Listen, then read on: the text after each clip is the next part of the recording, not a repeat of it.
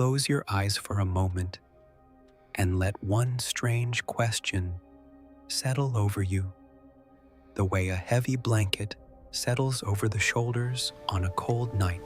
What if you woke up, not tomorrow, not in your own bed, not in this century, but in the age of the dinosaurs?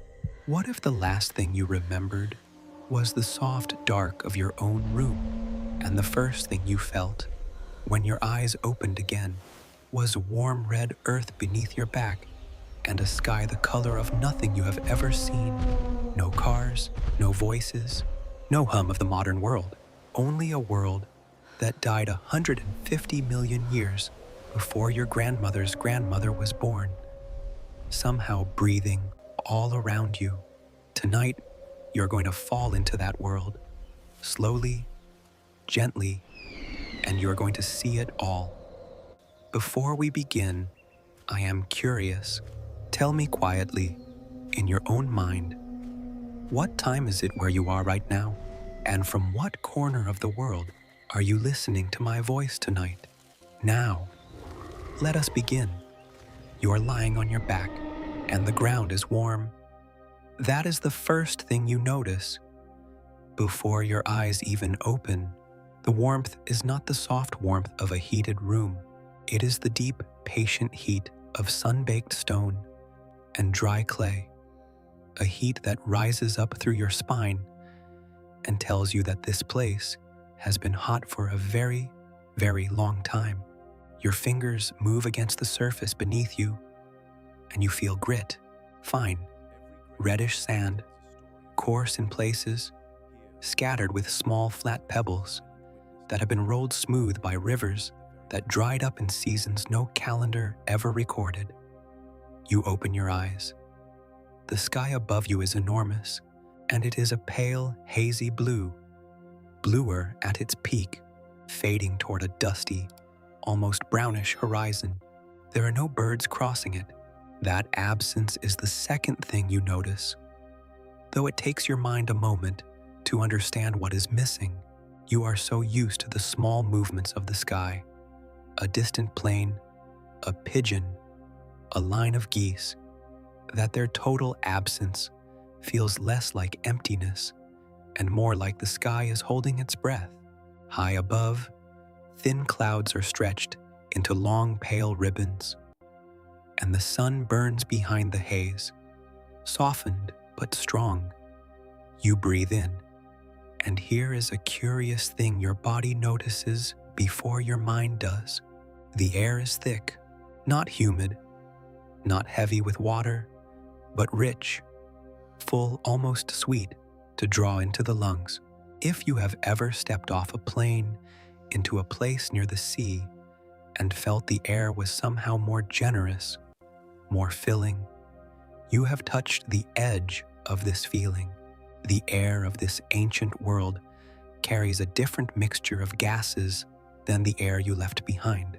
There is more carbon in it, invisible and silent, warming the whole planet like a greenhouse of glass you cannot see. Each breath feels slightly fuller, slightly denser, and your chest rises and falls a little more slowly than it did at home. You sit up, and the world opens out around you. You are sitting near the bottom of a shallow, wide valley of red and ochre stone. The land is dry, not the lifeless dry of a lifeless desert, but the seasonal dryness of a place that knows long months without rain. In the distance, low hills rise in flat, stepped layers, banded in rust and cream and pale violet, like the walls of a canyon in the American Southwest. Scattered across the valley floor are plants, and here your eyes find their first anchor of the familiar, because these plants are green, and green is green in any age of the world. But look closer, and the familiarity thins. There is no grass. None. The ground between the plants is bare red earth, or crusted mud, or gravel, because grass, the soft carpet you have walked on your whole life, has not been invented yet. It will not exist for over 100 million years. Instead, low ferns cluster in the shade of rocks, their fronds tough and leathery, built to survive drought. Here and there stand strange squat plants that look like fat green pineapples, crowned with a spray of stiff fronds. These are cycads, and they are among the most patient plants that have ever lived.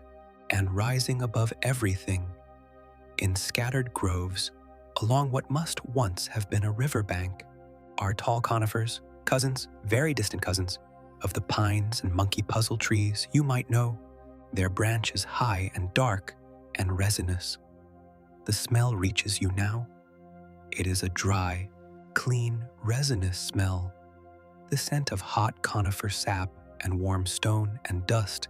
Underneath it, fainter, is something green and bitter from the ferns, and fainter still from somewhere near the dried riverbed, the mineral smell of old mud.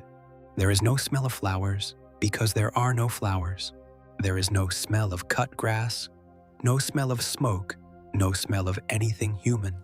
The air is old and simple and honest, and it fills your nose the way the air of a deep forest does after rain, except drier and stranger and impossibly ancient.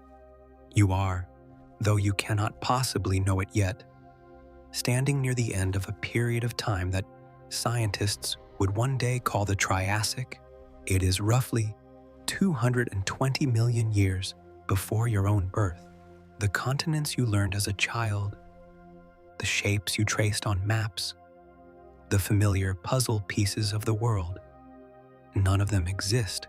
There is only one landmass here, a single titanic supercontinent, stretching from the far south to the far north, so vast that its deep interior is a desert no rain can reach. You are sitting on a corner of a world with no name, on ground that will one day drift and crack and travel thousands of miles to become a country that will not be dreamed of for an unimaginable stretch of years. And you are not alone. The movement comes from your left, low to the ground, quick and light. You turn your head slowly, and you see them. A small group of animals is picking its way along the edge of the dry riverbed, perhaps 30 paces from where you sit. They are slender, slim as greyhounds, but built nothing like a dog. They move on two long back legs, their bodies held level and low, long stiff tails held straight out behind them for balance like a tightrope walker's pole. Their front limbs are small and folded close to the chest, ending in delicate, grasping fingers. Their necks are supple and S-curved, and at the end of each neck is a narrow head tapering to a mouth lined with tiny, backward curving teeth. Their skin is not scaly like a lizard's in the way you might expect. It is fine and pebbled, dun-colored, banded faintly with darker stripes down the flanks, a coloring that melts against the red earth and the shadows. These are Coelophysis, some of the earliest dinosaurs, and among the first this world has produced. And watching them move, you understand something at once in your body before your mind can put it into words. They are not clumsy. They are not the lumbering monsters of old paintings. They move like birds, quick, precise, alert. One of them stops, turns its head in sharp little movements. This way, then that. Exactly the way a heron stands motionless at the edge of a pond and then flicks its gaze at a ripple. Its eye, round and dark and rimmed in pale scales, catches the light. For one long moment, it seems to look directly at you, but it does not see you. Or if it does, you are nothing to it. Not predator, not prey, not part of its ancient understanding of the world. Its gaze slides past you, and it lowers its head again, and it goes on. You sit very still, and you watch them feed. The little hunters are working the edge of the dried riverbed, where the cracked mud still holds pockets of shade, and where small living things shelter from the heat. One of them darts suddenly, its neck snapping forward, and comes up with something small and squirming, a lizard-like creature, or perhaps a large insect. You cannot quite see. It tips its head back, the way a gull does when it swallows, and the small shape slides down its throat. The others pay it no mind. They are patient, they are calm, they have nowhere to be, and all the warm hours of the day to be there. And you, sitting on the warm red earth of a world unimaginably older than your own. Watch these first small dinosaurs go about the oldest business there is, the quiet, endless work of staying alive, and you feel rising up through the strangeness and the impossibility of it all, something you did not expect. You feel calm. The heat holds you. The thick, sweet air fills you. The pale sky arches over you, empty and enormous and still. There is nothing here that wants anything from you. No sound calls for your attention. No light asks you to look at it. There is only the drift of small animals across an ancient valley, the far-banded hills, the dark conifers, and the deep, patient warmth of a world that will not remember you and cannot harm you and asks nothing of you at all. You have woken up in the age of the dinosaurs, and the day has only just begun. You rise to your feet. It takes a moment. Your legs feel strangely light beneath you, as though your body is still deciding whether it truly belongs here. But the ground holds you, warm and solid, and once you are standing, the valley reveals itself to you in a way it could not while you lay on your back. You can see the full sweep of it now, the long shallow bowl of red and ochre land, the dried river winding through its center like the pale ghost of water, and beyond the river, rising in slow terraces toward the horizon, the banded hills. There is a great deal of space here. That is one of the first things the standing body understands, that the lying body could not. This is a world of enormous, uninterrupted distance. There are no fences, no roads cutting the land into pieces, no poles, no wires, no distant glint of glass and steel catching the sun. The eye travels and finds nothing to stop it but the curve of the hills and the haze of the far air. If you have ever stood in a great empty desert, in the high plains, or on the open sea, and felt the particular quiet that comes when the human hand has touched nothing you can see, then you know a small piece of what it is to stand here. But even those empty places of your own world carry the faint hum of the human age in their air. Here there is none. The silence is total, and it is very old, and it is not the silence of something waiting. It is simply the silence of a world that has never once heard a machine. You begin to walk. The ground beneath your feet changes as you move. Near where you woke, it was fine sand and rolled pebbles, but as you cross toward the dried riverbed, the earth becomes cracked mud, great flat plates of dried clay, curled up at the edges like old paint, splitting into the shapes of tiles under the weight of the sun. Each plate rocks slightly as you step on it and gives off a soft, dry click, and the sound is startling in all that silence. The first sound you yourself have made in this world. You stop, you listen to it fade, and then there is nothing again, and you go on.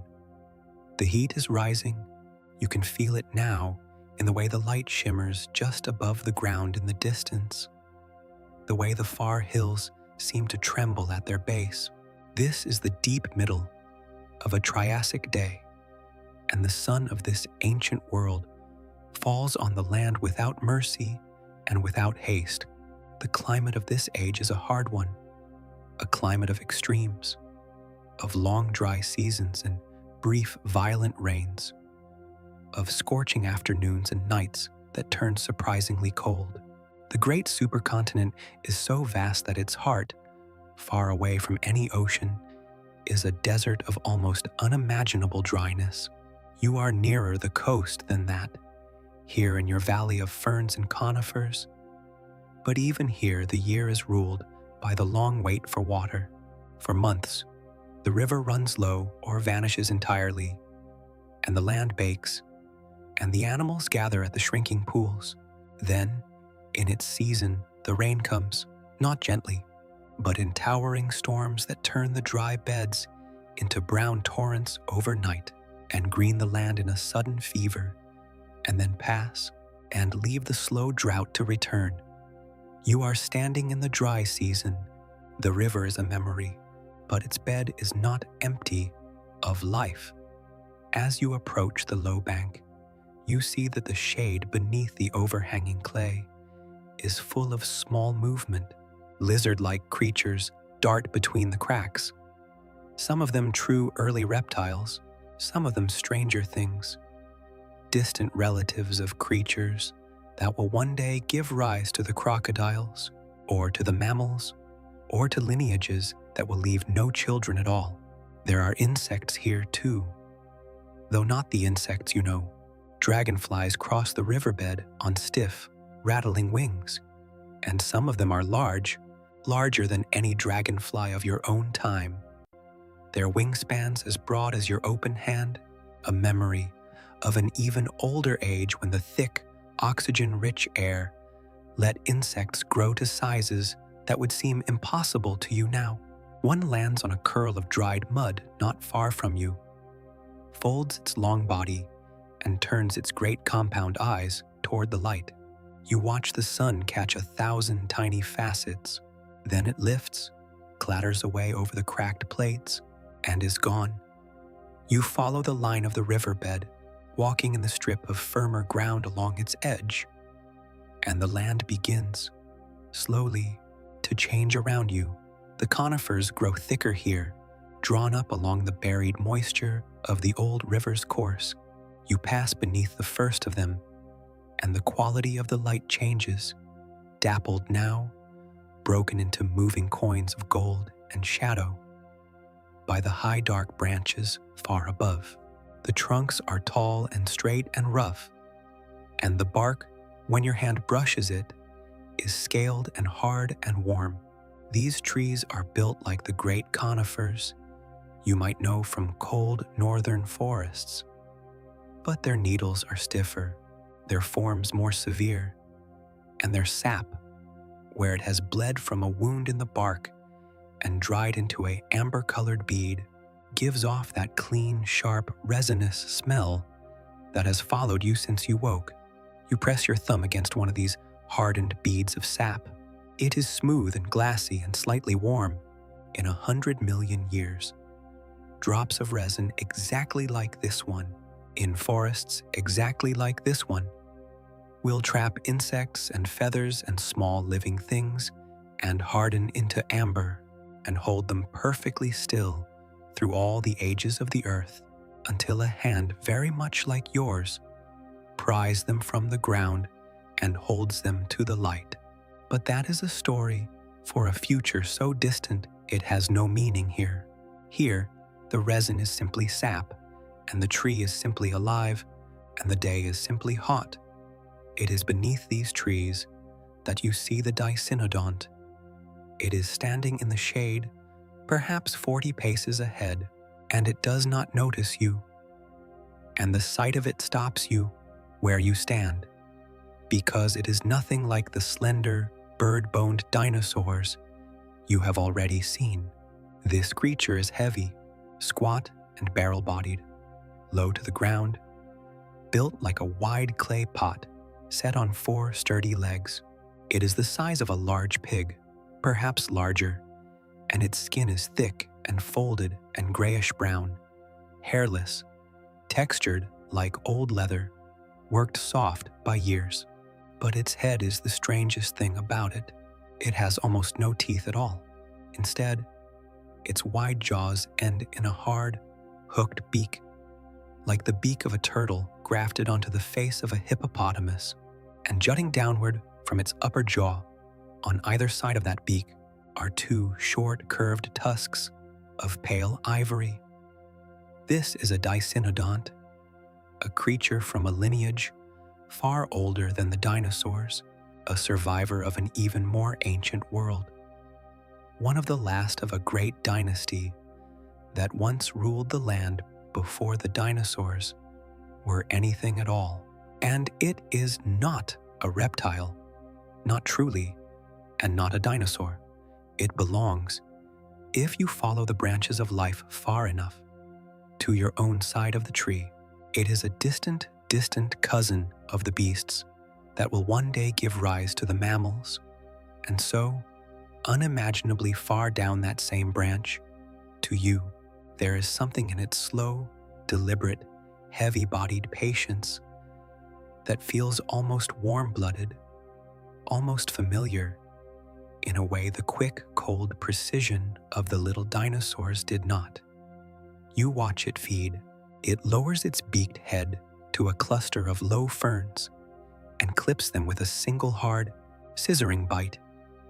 You hear the crisp snap of the fronds parting, and it grinds the tough green mass slowly, side to side, its jaw working with the patient rhythm of a cow chewing cud. Its small dark eye is half closed against the heat. Its flanks rise and fall with deep, slow breaths. Now and then it lifts its head, tusks glinting, and turns its beak to test the air, and then, finding nothing to fear, lowers it again and goes on cropping the ferns. It is the very picture of contentment, a heavy, ancient peaceful animal on a hot afternoon, asking nothing of the world but shade and greenery and time. And then everything changes. You feel it before you understand it. A stillness that falls across the grove, a sudden tension in the air, the way the small darting movements in the shadows all seem to freeze at once. The Dicynnodont's head snaps up, its tusks catch the light, its whole barrel body goes rigid, and it turns, with surprising speed for so heavy a thing, to face the deeper shade beneath the conifers. Something is coming through the trees. It is large, larger than the Dicynodont. It moves low and it moves smoothly, and at first you see only pieces of it between the trunks. A long muscled flank, banded in dark and dun, the slow swing of a heavy tail, and then the head. And when you see the head, you understand at once that this is a hunter, and that it is very, very good at what it does. This is a Rauisuchian, and though it looks, at a glance, like an enormous crocodile that has decided to walk with its legs held straight beneath its body, rather than sprawled out to the sides, it is not a crocodile. It belongs to that same great branch of reptiles that the crocodiles come from, but it is its own terrible thing. And in this age, in this red world, it is the king. It is longer than a large car. Its skull alone is as long as your arm, and it is armed with a mouth full of teeth, like curved steak knives, serrated along their edges, each one built for a single purpose, to sink into flesh and hold and tear. Its eyes are set high and forward, its legs are powerful and pillar straight, and it moves across the shaded ground with the slow, gathering, terrible patience of a thing that has done this 10,000 times and has never once been in a hurry. The Dicynodont turns to run. It is not fast. It was never built for speed. It was built to crop ferns and grind them and stand in the shade and endure. And the Rauisuchian, when it finally moves, is not slow at all. There is one heartbeat of stillness, and then the great predator explodes forward in a low, driving rush, faster than anything that size should be able to move, its tail whipping straight out behind it, its jaws already opening. The Dicynodont makes it perhaps 10 paces. The hunter closes the distance in 3. You will not watch the rest. You do not need to. It is over quickly, in the merciful way these things usually are. A single crushing bite across the shoulders, the great serrated jaws closing, the heavy body of the prey folding beneath the greater weight of the predator, and then a stillness, and then the low, wet, unhurried sounds of a hunter beginning to feed. This is not cruelty. There is no cruelty here, and no malice, and no evil. There is only hunger, and the meeting of hunger with flesh, the oldest arrangement in the world, older than the dinosaurs, older than the trees, as old as life that eats other life to live. The Rauisuchian did not hate the Dicynodont. It was simply hungry, and the day was hot, and the shade held a slow-moving meal. And so the world turned as it has always turned. You step back, quietly, into the deeper shade, and you leave the hunter to its meal.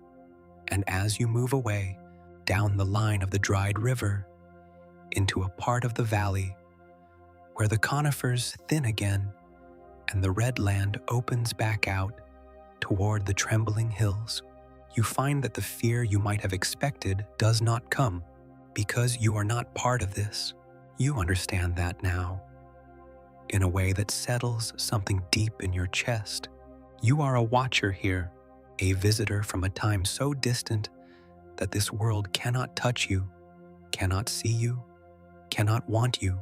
The Rauisuchian will never know you past. The little Kelophysis will never carry the memory of your face. You may walk through this ancient afternoon exactly as you walk through a dream, present, seeing, feeling the warmth and the weight of it all, and yet somehow beyond its reach, safe in the strange armor of a traveler who does not truly belong. The sun is beginning, at last, to lean toward the west. The light on the banded hills has deepened from cream and rust toward gold and amber. The shadows of the conifers stretch long across the red earth. The great heat of the day is loosening its grip, degree by slow degree, and in the cooling air, the first faint stirrings of evening begin. Somewhere behind you, the hunter feeds. Somewhere ahead, the small dinosaurs will be gathering.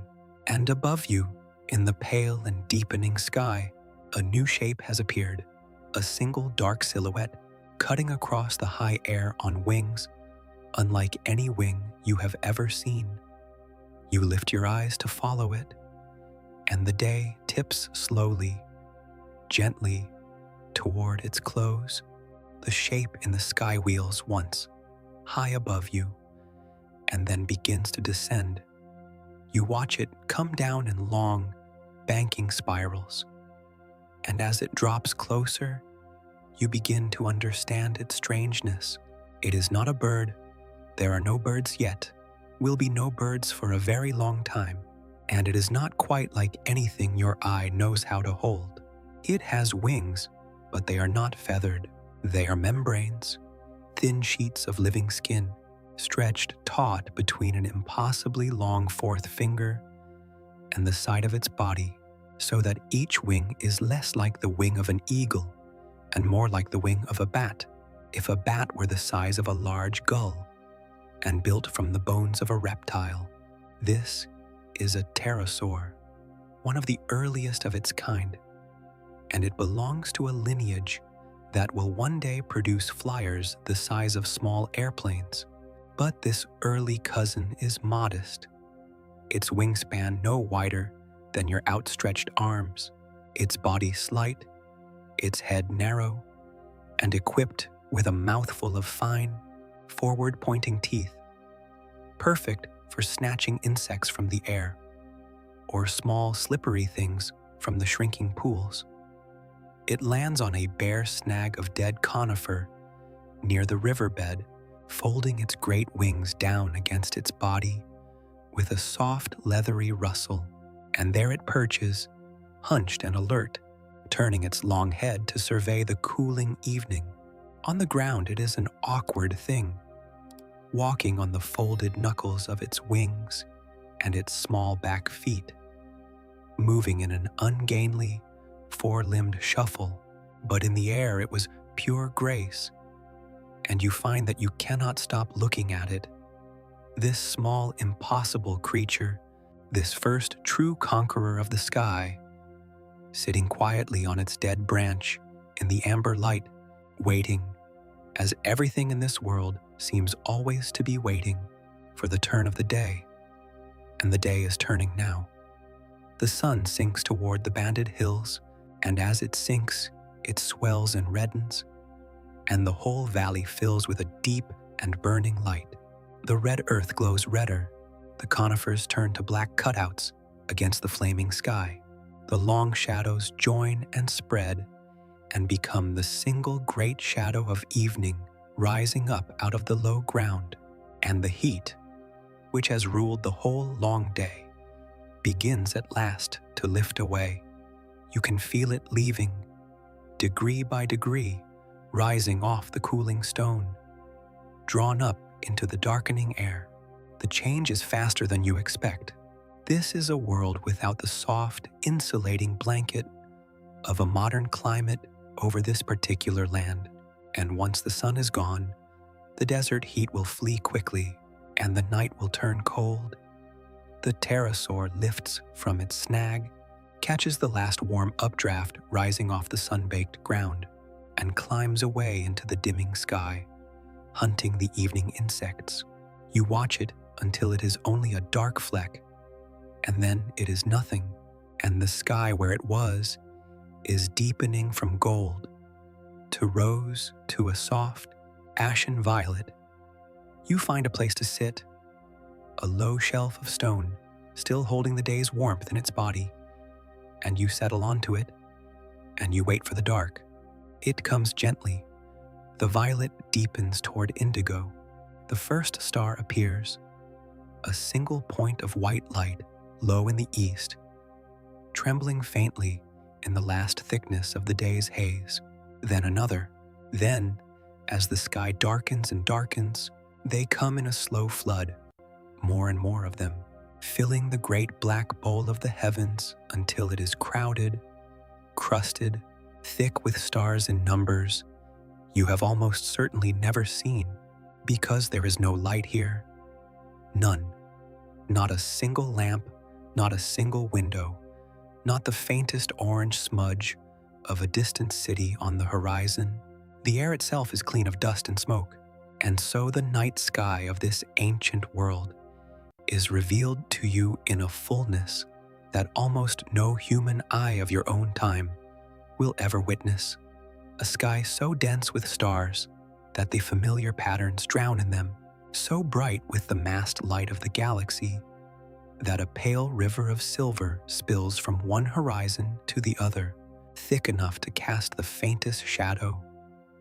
And here is a strange and quiet thing to hold in your mind as you sit beneath it. These are not your stars. Look up, and you will not find a single constellation you know, not one. The great patterns you might have learned as a child, the hunter with his belt, the two dippers, the chair-shaped queen, none of them exist here, because the stars that will one day form them have not yet drifted into those shapes. Over the vast, slow ages between this night and your own, every star in the sky will wander, each on its own long path through the dark, and the patterns will melt and reform into the ones you know. The sky above you now is the true sky of 220 million years ago, arranged in shapes no human being ever named, wheeling slowly overhead exactly as it wheeled for the little dinosaurs and the beaked dicynodonts and the great crocodile hunters, none of whom ever once looked up and wondered what it meant. You may be the only creature in all the long history of this valley ever to lie back on the cooling stone and truly see it. The cold deepens. You draw your arms in against your body. Around you, in the dark, the sounds of the night begin, not many, and none of them loud. The dry rustle of something small moving through the ferns, the distant coughing call of some larger animal, far off across the valley, a sound you cannot name and will never see the maker of, the thin whine of the night insects, and beneath it all, the enormous, patient silence of the ancient earth, holding you, cradling you, indifferent and vast and strangely kind. And it is here, in the deep middle of that first cold night, beneath the unfamiliar stars, that the crossing begins. You do not choose it.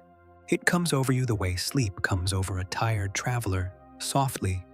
From the edges inward, the stars begin to blur. The cold recedes.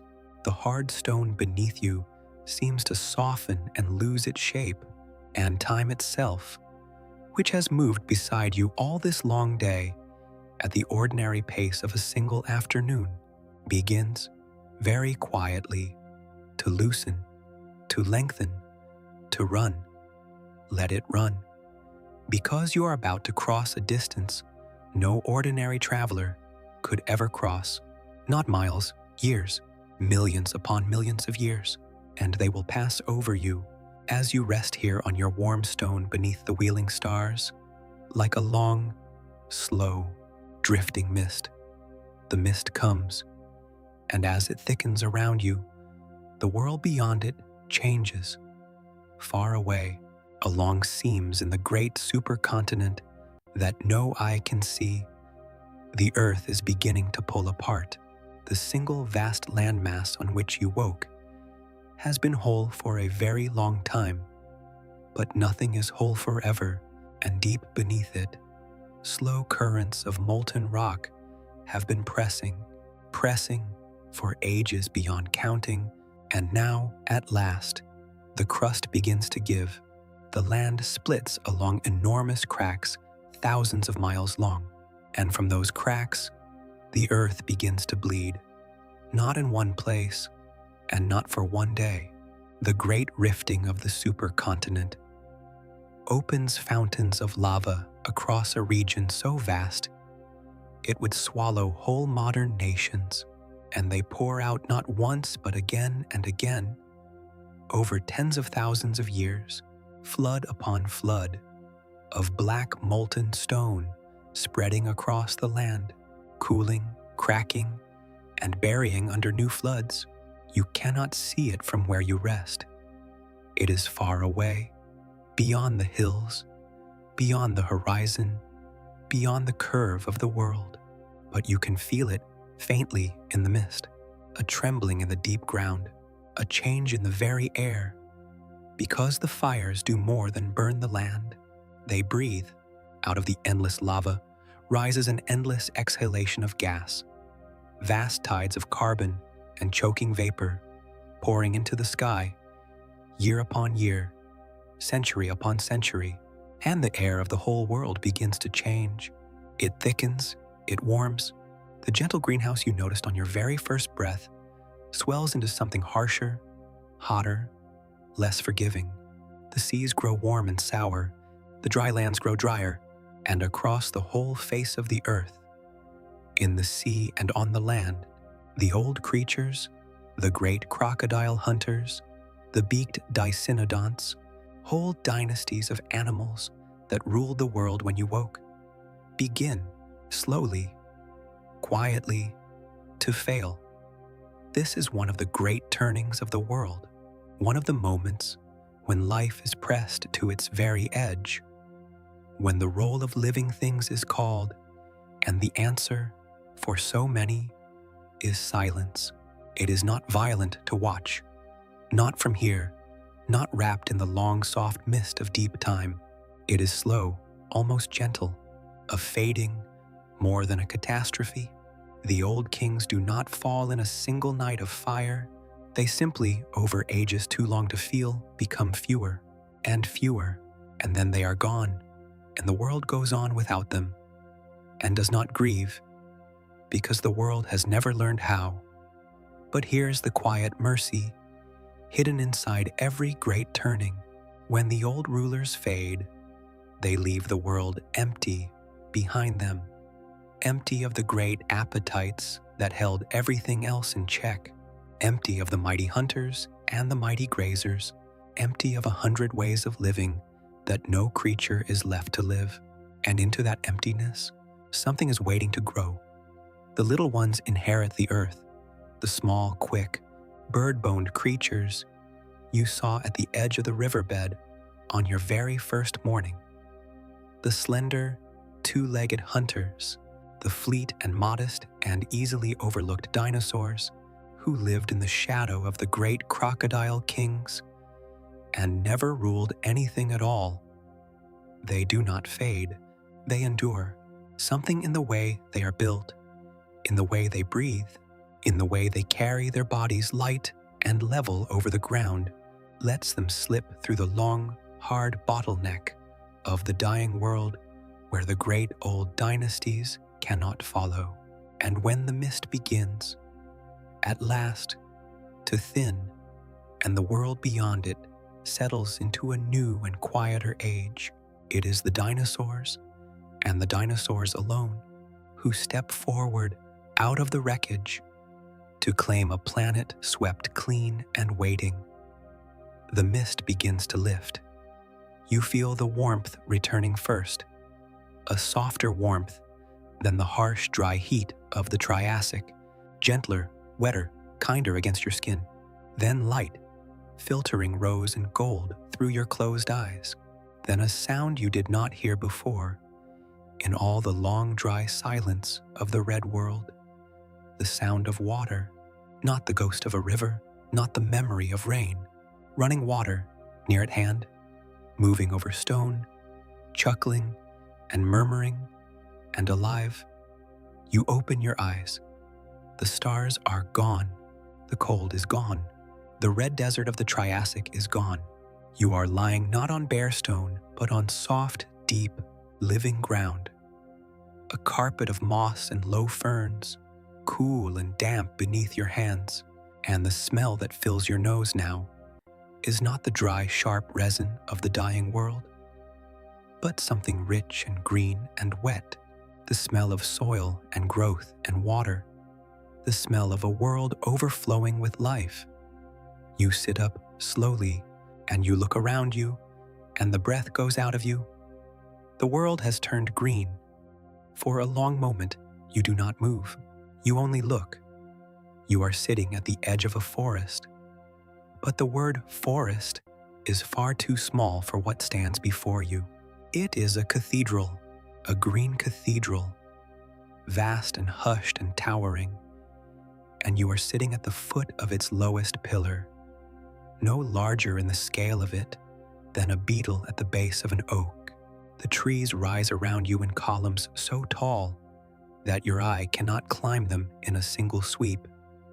It must travel up and up and up, past the reach of any building you have ever stood inside, up into a canopy so high and so dense that the sky is broken into scattered fragments of pale gold, filtering down through 100 layers of leaves. This is the Jurassic. The mist of deep time has carried you across the great turning of the world and set you down some tens of millions of years beyond the red desert where you woke in an age so changed that you might have crossed to another planet. The harsh, dry climate of the Triassic has softened into something warm and wet and mild. The single supercontinent, though it has not yet fully broken, has cracked and spread, and shallow warm seas have flooded into the widening gaps, and the moisture of those seas rides inland now on soft winds and falls as gentle, generous rain. There are no ice caps anywhere on the earth. From pole to pole, the world is warm, greenhouse warm, hothouse warm, and the land, drinking the endless rain, has answered the only way land can answer. It has grown. You rise to your feet and you step into the trees. The ground beneath you is soft and deep and giving. A thick mattress of fallen needles and decaying fronds and moss built up over uncounted seasons, springy underfoot, like the floor of an old northern forest after autumn. It releases its scent as you walk, that rich, dark smell of leaf mold and wet earth and slow decay, the smell of a world busy turning death back into life. Cool air moves against your face. Cool because so little of the sun reaches this deep shade, the great canopy drinking the light far above and leaving only this soft, green-gold dimness below. After the fierce bright heat of the Triassic day, this coolness feels like stepping into a deep cave or into a great stone church on a summer afternoon where the light comes filtered and gentle and the air is always still. You walk among the pillars of the forest and you begin to know the trees. The greatest of them are conifers, but conifers grander than any you saw in the dry red world. Towering araucarias, cousins of the tree you might know as the monkey puzzle, their trunks straight and immense, and clad in rough-plated bark, their branches held high and stiff and symmetrical, crowned far overhead with dense dark whorls of needle leaves. Some of these trees are older than any human civilization will ever be. They have stood on this spot for centuries, drinking the warm rain, and they will stand for centuries more. And around their feet, the whole life of the forest turns. You place your hand flat against one of the great trunks. The bark is cool and hard and slightly damp, textured in overlapping plates like the skin of some enormous reptile. And if you hold your palm there long enough, you can almost imagine you feel the slow, deep life of the tree moving beneath it, drawing water up out of the earth toward that far-off canopy.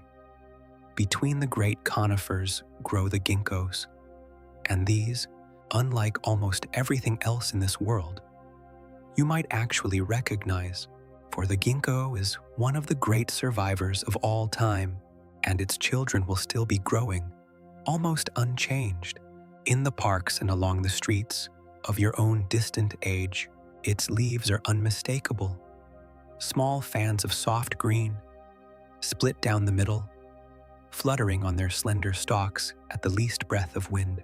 To see a ginkgo here, in this impossibly ancient forest, and to know that you have walked beneath its exact likeness on an ordinary afternoon in your own life, is to feel two ends of an unthinkable span of time touch for a moment, quietly in the palm of a single leaf, and lower still, filling the middle spaces of the forest, grow the ferns, but not the modest ferns of the dry world.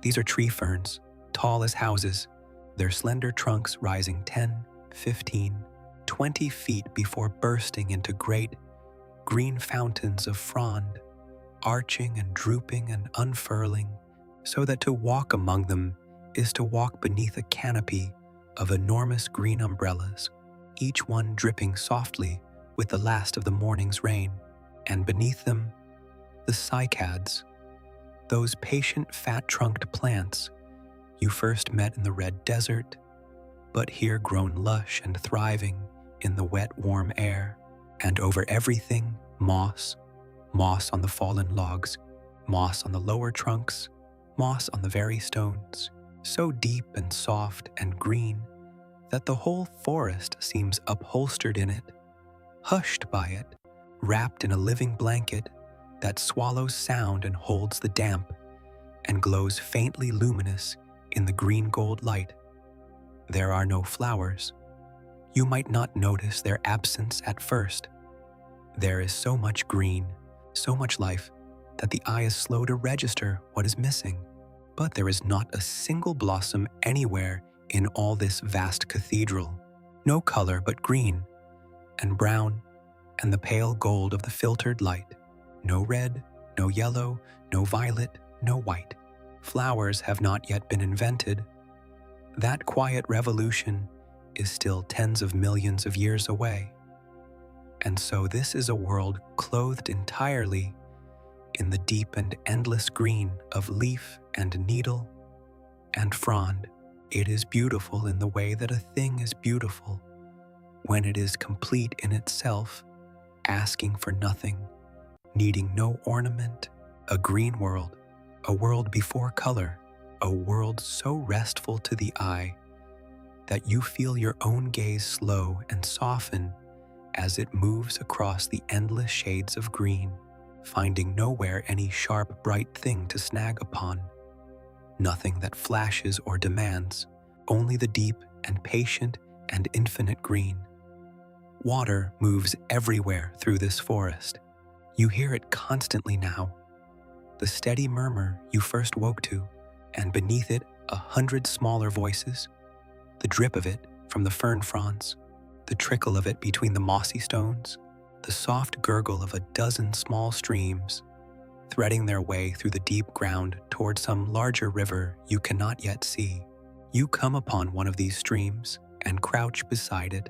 The water is clear and cool and brown gold, with the tannins of 1,000 fallen leaves, exactly the color of weak tea. And it runs over a bed of smooth, dark pebbles, and when you cup it in your hands and lift it to your face, it smells clean and mineral and alive. Small things move in it, the larvae of insects, the pale flicker of something fish-like, the slow crawl of a creature that might, in 100 million years, be recognized as the distant grandparent of a crayfish. And it is as you crouch there beside the stream, in the deep green hush, that you first hear the sound that does not belong to the forest. It is low, very low, so low that at first you feel it more than hear it. A soft pressure in the deep of your chest, a trembling that seems to come up through the ground and into your knees, where they press against the mossy earth. It comes again and again, slow, rhythmic, enormous, and with it, now, a sound your ears can catch, a distant, heavy, tearing sound, and then the crash and rustle of branches, high up, somewhere ahead, where the great trees stand. Something very large is moving through the forest. You rise, slowly, and you go toward it, carefully, quietly, drawn by that deep, slow rhythm, the way you might be drawn toward the distant beat of some vast, patient drum. The trembling in the ground grows stronger as you move. The tearing, crashing sounds grow nearer, and the light ahead begins to change, brightening, opening, until you understand that the forest is thinning before you, giving way to a great clearing, a place where the endless canopy breaks and the pale gold sky pours through. You reach the edge of the trees, and you stop, and you stand very still in the last of the shadow. And there, in the clearing, in the warm gold light, you see it. At first, your mind refuses to give it a scale. It is simply too large. Your eye keeps trying to place it at the ordinary size of a living thing, and keeps failing and has to begin again. It is a neck. That is the first thing you truly understand. An immense, rising, sweeping neck, pale gray-green, thicker at its base than the trunk of a great tree, tapering as it climbs into the canopy far, far overhead, where it ends in a small and almost delicate head that is even now stripping the topmost branches of an araucaria, plucking the high needles, the way you might pluck grapes from a stem. The neck rises from a body so vast that it stands in the clearing like a small hill that has decided to breathe. A great gray-green mountain of muscle and bone, 4 legs like the pillars of the forest itself planted solid in the soft earth, and behind it a tail as long as the neck, sweeping slowly, slowly, from side to side, held out level and straight above the ground. You have seen these creatures before. Everyone has, in pictures, in museums, in the dreams of childhood, but no picture, no bone, no dream ever prepared you for the truth of standing at the edge of a forest and looking up and up and up at a living animal so large that it makes the ancient trees seem ordinary, so large that when it shifts its weight, the ground trembles beneath your feet, so large that its slow, deep breathing is the loudest sound in all the green cathedral. It is a sauropod, one of the great, long-necked giants of the Jurassic, and it has no idea that you exist at all. For a long time you simply stand there, at the edge of the trees, in the soft gold light, and you watch it feed. There is no hurry in it. There is no fear in it. There is nothing in all the world, in this moment, that this creature needs to be afraid of. It reaches its small head into the high canopy and strips a branch and draws its head back down along that impossible neck and swallows and reaches up again, patient as the tide, patient as the turning of the seasons, patient as the slow green growing of the forest itself. And with each slow breath, with each slow sweep of that enormous tail, with each deep tremor that rises through the ground and into your body, you feel something in yourself grow quiet and quieter still, hushed, the way anyone is hushed in the presence of something too large and too old and too calm to be afraid of. The giant feeds, the forest breathes, the gold light falls, and you stand at the edge of the green cathedral, small and safe and forgotten by time, and you watch the largest creatures that ever walked the earth go quietly about the endless work of the day. You step out of the shadow of the trees, into the open gold of the clearing, and you walk toward the giant. You should be afraid. Some old animal part of you, buried deep, insists that you should be afraid, that nothing this large should be approached, that the safe and sensible thing is to shrink back into the ferns and let the mountain go on, breathing at a distance. But you are a watcher here, beyond the reach of this world, and something stronger than the old fear draws you forward, the simple, overwhelming need to stand close to it, to know its true scale with your own body, to place yourself at the foot of the largest living thing you will ever see. And so you walk out across the soft clearing floor, and the giant grows and grows and grows. You come to a stop perhaps 20 paces from one of its forelegs, and you tilt your head back, and you understand, finally, what you are looking at. The leg alone is taller than you, far taller. It rises above you like the trunk of one of the great conifers, a pillar of gray-green muscle wrapped over bone thicker than your whole body, ending far below in a broad round foot the size of a tabletop. The toes tipped with short blunt claws, the whole vast weight of the animal pressing that foot down into the earth, so that the soft ground has risen in a soft ridge all around it. You could stand beneath this creature's belly. You could walk between its legs, as you would walk beneath a bridge. When it breathes, and you can see it breathing, the great flank rising and falling above you, like the slow swell of the sea. The movement is so large and so slow that it does not seem like breathing at all. It seems like weather. This is a sauropod, and though from the edge of the trees it was simply a giant, up close, you begin to read the details that give it a name. Its front legs are longer than its back legs, so that its whole body slopes upward from tail to shoulders, and its neck rises from those high shoulders, not outward, but almost straight up, lifting that small head into the very top of the canopy, where no other creature on Earth can reach. This is the build of a Brachiosaurus, a giant among giants, a creature shaped like a living crane, built for one purpose above all others: to lift its mouth higher into the trees than anything else that has ever lived, and to eat and to keep eating through all the long hours of every long day of its enormous life. And it must keep eating, because a body this large is a furnace that never rests. Consider for a moment what it takes to be this large.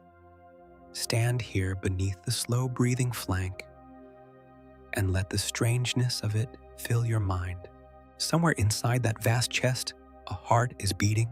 It beats slowly.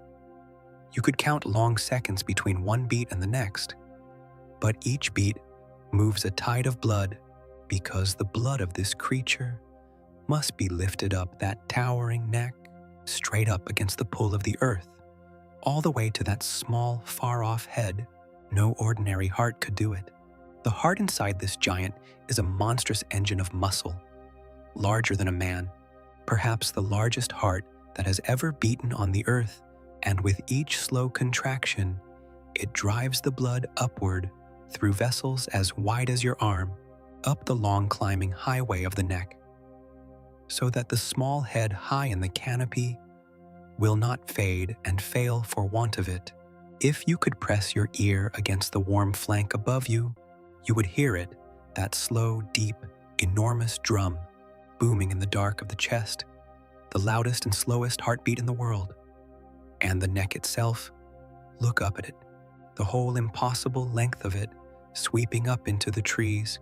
It should be too heavy to lift, a column of solid muscle and bone that long should sag under its own weight, should be impossible to raise, impossible to hold, and yet it rises light and sure. And here is the quiet secret of it. The bones of that neck are not solid at all. They are hollow, riddled through and through with air, honeycombed and lightened, filled with the same kind of air sacs that will one day let the birds fly. For the sauropods, like the little hunters of the red world, breathe in a way no mammal ever has, drawing air not only into their lungs, but into hollow chambers threaded all through their bones, so that the giant is, in a strange way, partly filled with sky. The neck that looks like a tower of solid flesh is closer to a tower of stiffened air, strong and hollow as the bones of a bird. And that is the trick, the deep engineering trick that lets a creature the size of a building lift its head into the clouds. You hear a new sound then, from behind you and to the sides, and you turn, and you understand that this giant is not alone. They are coming out of the trees, more of them, a whole herd, moving slowly into the clearing from the deeper forest. And as they come, the ground beneath your feet begins to tremble in earnest. Not the single, slow rhythm of one animal now, but the massed, overlapping thunder of many, a deep and constant rumble that rises through your legs and into your chest and settles there, a sound almost too low to hear, felt more than heard, the way you feel the passing of a great truck through the soles of your feet. There are perhaps a dozen of them.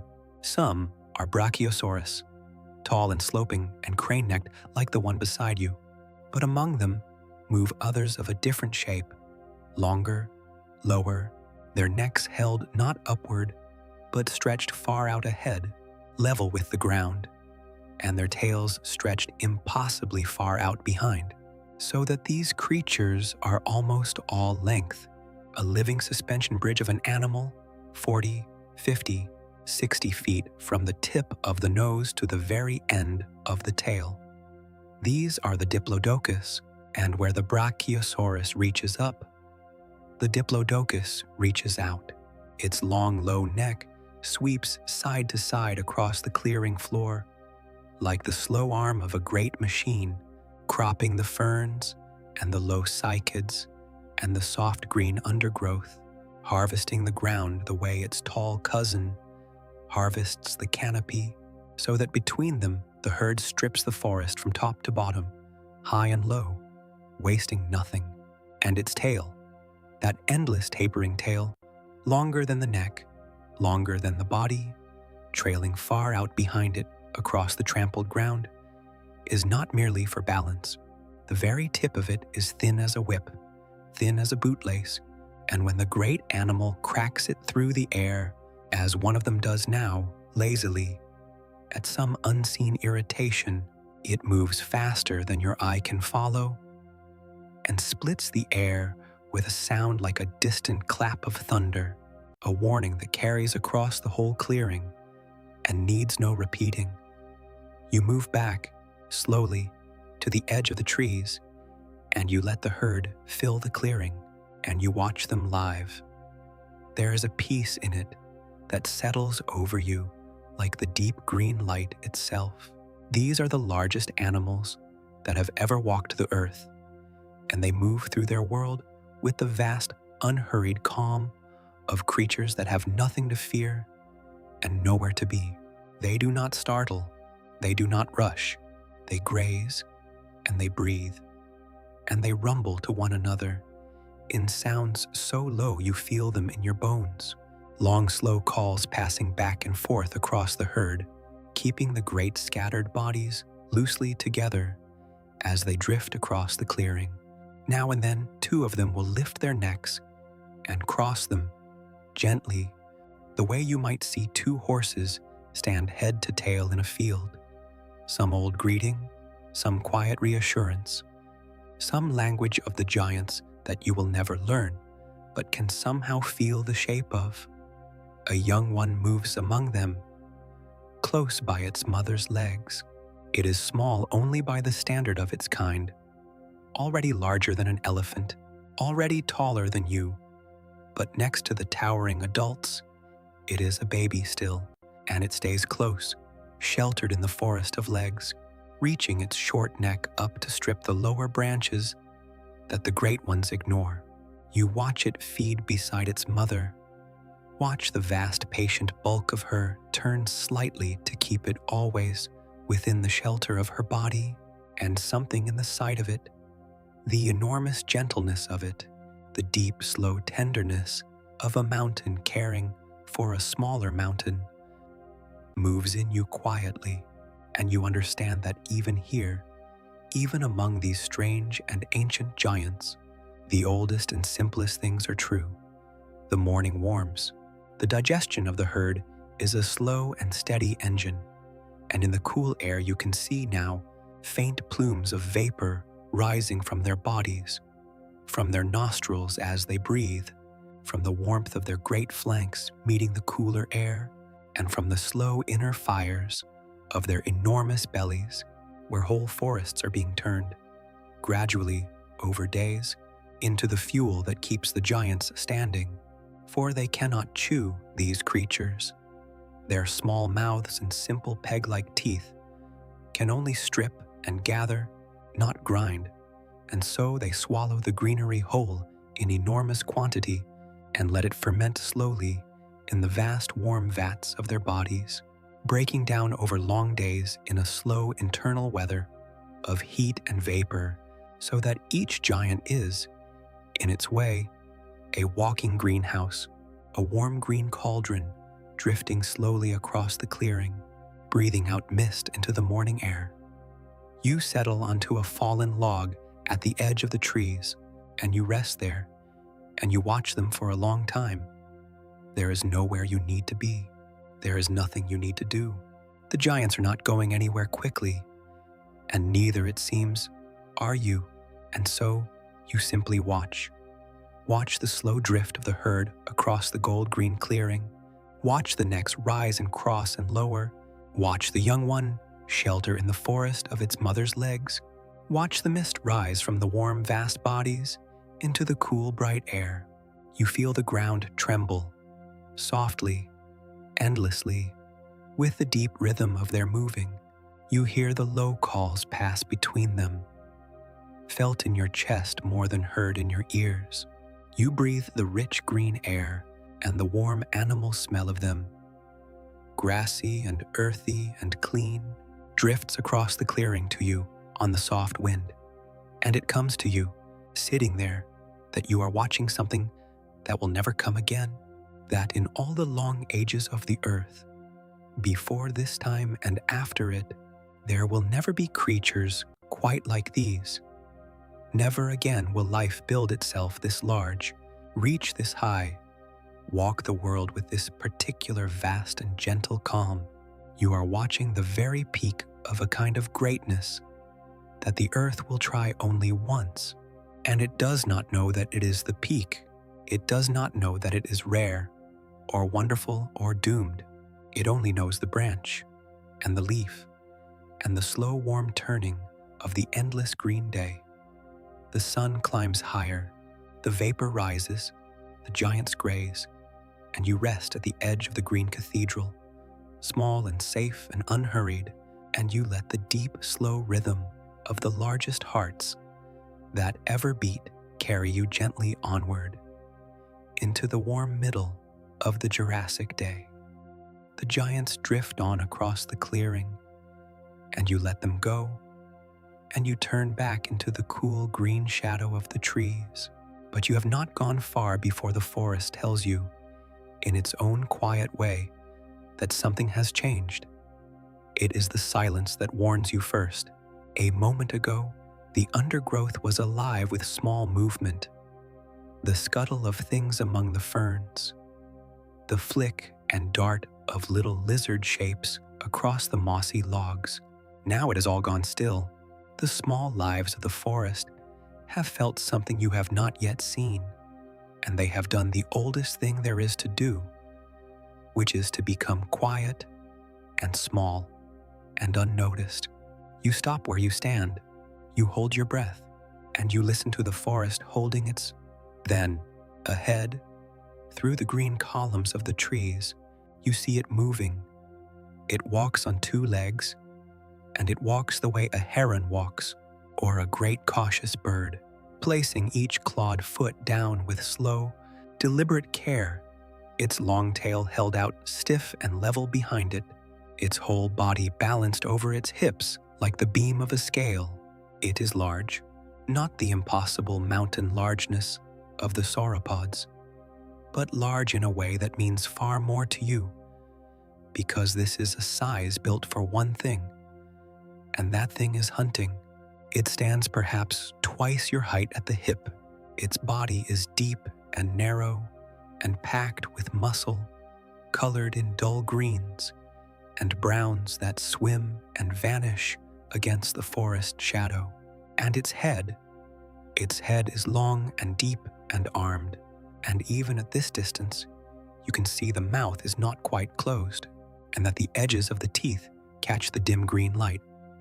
This is Allosaurus, the great hunter of the Jurassic forest, and you understand the moment you see it that everything else in this world is arranged, in the end, around the fact of its hunger. It has not seen you. It is not hunting you. You are nothing to it. A shape without scent, a thing outside its ancient understanding of the world. Its attention is fixed elsewhere, ahead and to the side, on something you cannot yet see, and it moves toward that something with a terrible, patient economy, wasting no motion, making no sound, each step flowing into the next. You draw back against the trunk of a great conifer, into its shadow, and you become as still as the small lives of the forest, and you watch the hunter pass, and now you see its prey. In a smaller clearing ahead, dappled in broken gold light, a single animal is feeding, and it is unlike anything you have yet seen. Its body is heavy and low and rounded, the size of a large elephant, moving slowly on four short, thick legs. Its head is small, absurdly small, held low to the ground where it crops the ferns, with a narrow, toothless beak. But it is not the body or the head that holds your eye. It is the back, rising along the whole length of its spine. In a double row stand great plates of bone, broad, flat, leaf-shaped plates, some as large as a shield, standing upright against the sky. running from just behind the small head all the way down to the base of the tail.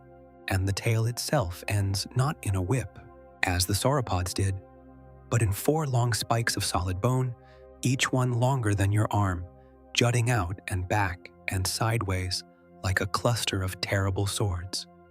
This is Stegosaurus, and those plates and those spikes are the whole story of how it stays alive. The Allosaurus knows this. You can see that it knows. It does not rush.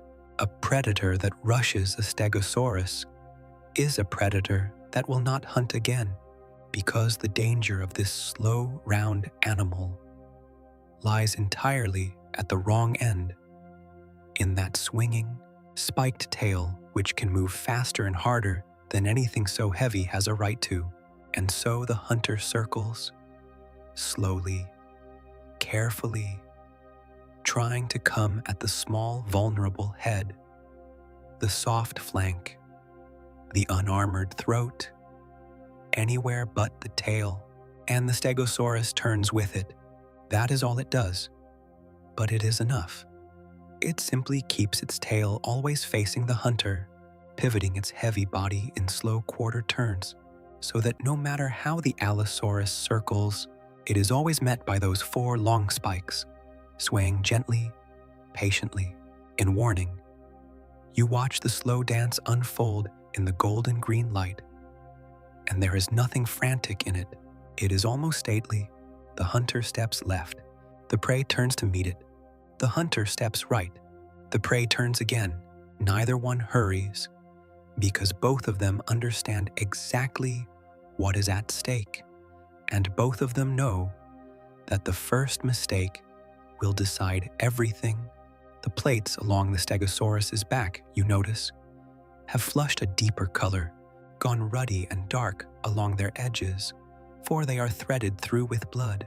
These plates, laced with vessels, and in a moment of danger or display, they can flood with color, turning the whole animal into a wall of warning, a living signboard that says, in the oldest language of all, "Come no closer."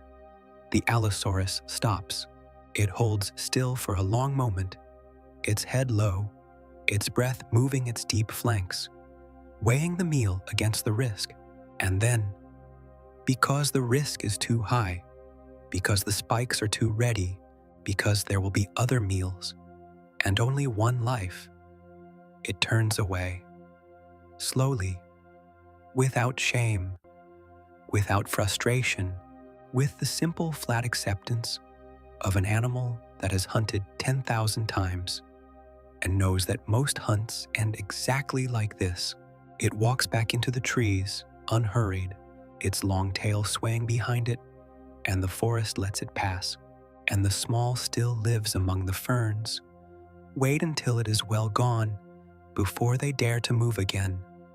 The Stegosaurus stands a while longer, tail still raised, until it is certain.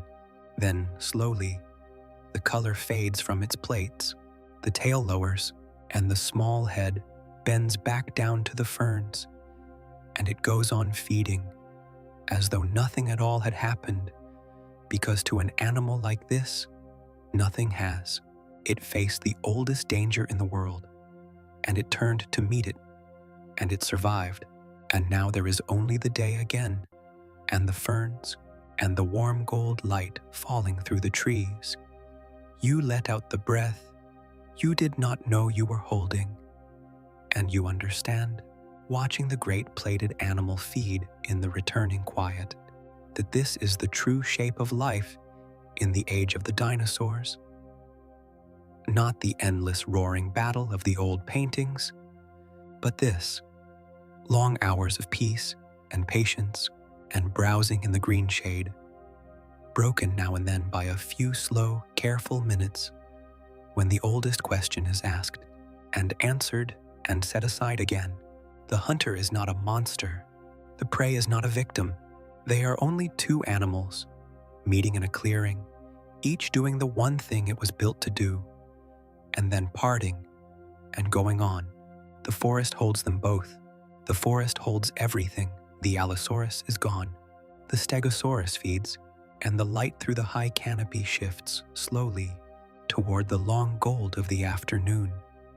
You step back onto the soft, deep floor of the forest, and you walk on quietly through the green cathedral, following the murmur of running water, drawn by some instinct you cannot name toward the place where all this water is going, toward the great rivers and the wide shining wetlands, and beyond them, at the far edge of the world, the warm and shallow sea. The forest thins as you walk, and the ground softens, and the murmur of running water swells slowly into something larger, a wide, patient, sliding sound, the sound of a great river moving toward the sea.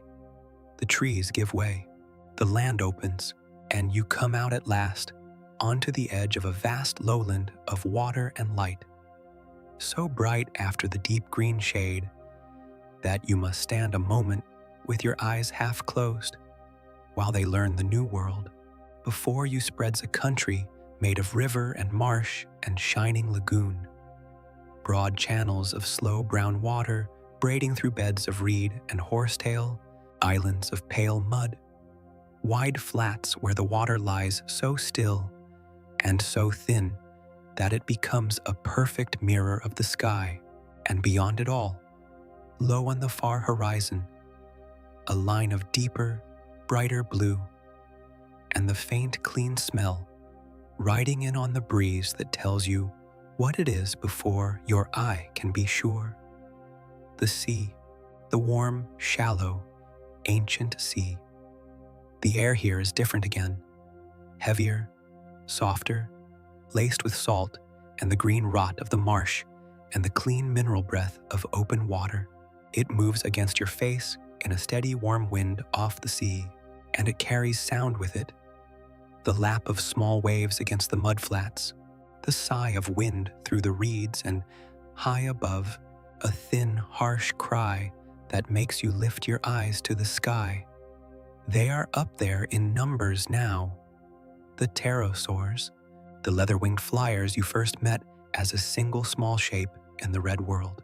But these are larger, and there are many, wheeling and gliding on the warm sea wind, riding the rising air above the sun-heated flats, without a single beat of their long wings. Some are the size of gulls, some are far larger, their wingspans wider than a man is tall, their long narrow heads tipped with slender crests, their jaws lined with fine teeth for snatching fish. You watch one fold its wings and drop down and down to skim the surface of a still lagoon and pluck something silver from the water without ever stopping, rising again on the same smooth line, the drops falling glittering from its beak. They own this sky the way the giants own the forest, completely, easily, as though it had been made for them alone. You walk out along a spit of firm, pale mud that reaches into the shallows, and you crouch at its edge, and you look down into the warm, clear water. It is full of life. The shallow floor is a garden, beds of what look like coral, mounds and fans of it in pale, stony shapes, and among them the slow drift of creatures you half recognize and half do not.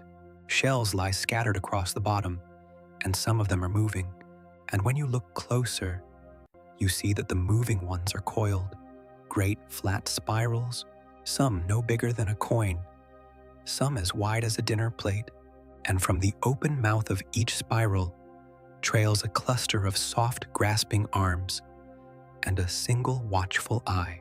These are ammonites, the coil-shelled cousins of the octopus and the squid, and they hang and drift and jet through the shallow water in their thousands, the most common thing in all this warm sea, so common that their coiled shells will one day be found packed by the millions into the stone of 100 lands. Long after every living one is gone, something larger moves out past the edge of the shallows.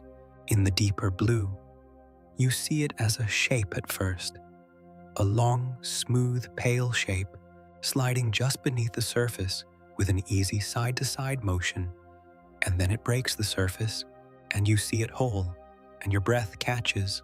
It is shaped almost exactly like a dolphin. The same smooth spindle body, the same curved fin on its back, the same crescent tail, the same long-beaked snout, and yet it is no dolphin, for dolphins will not exist for over 100 million years. This is an ichthyosaur, a reptile that returned to the sea so long ago that the sea has reshaped it, poured it into the same perfect fish-like mold that it will one day pour the dolphins into. Two utterly different creatures separated by an ocean of time and shaped by the same water into nearly the same beautiful thing. It rolls at the surface, takes a breath through nostrils set high on its snout, and slips under again and is gone into the blue, hunting the fish and the ammonites in the deeper water where you cannot follow. And then, further out, something else, something stranger.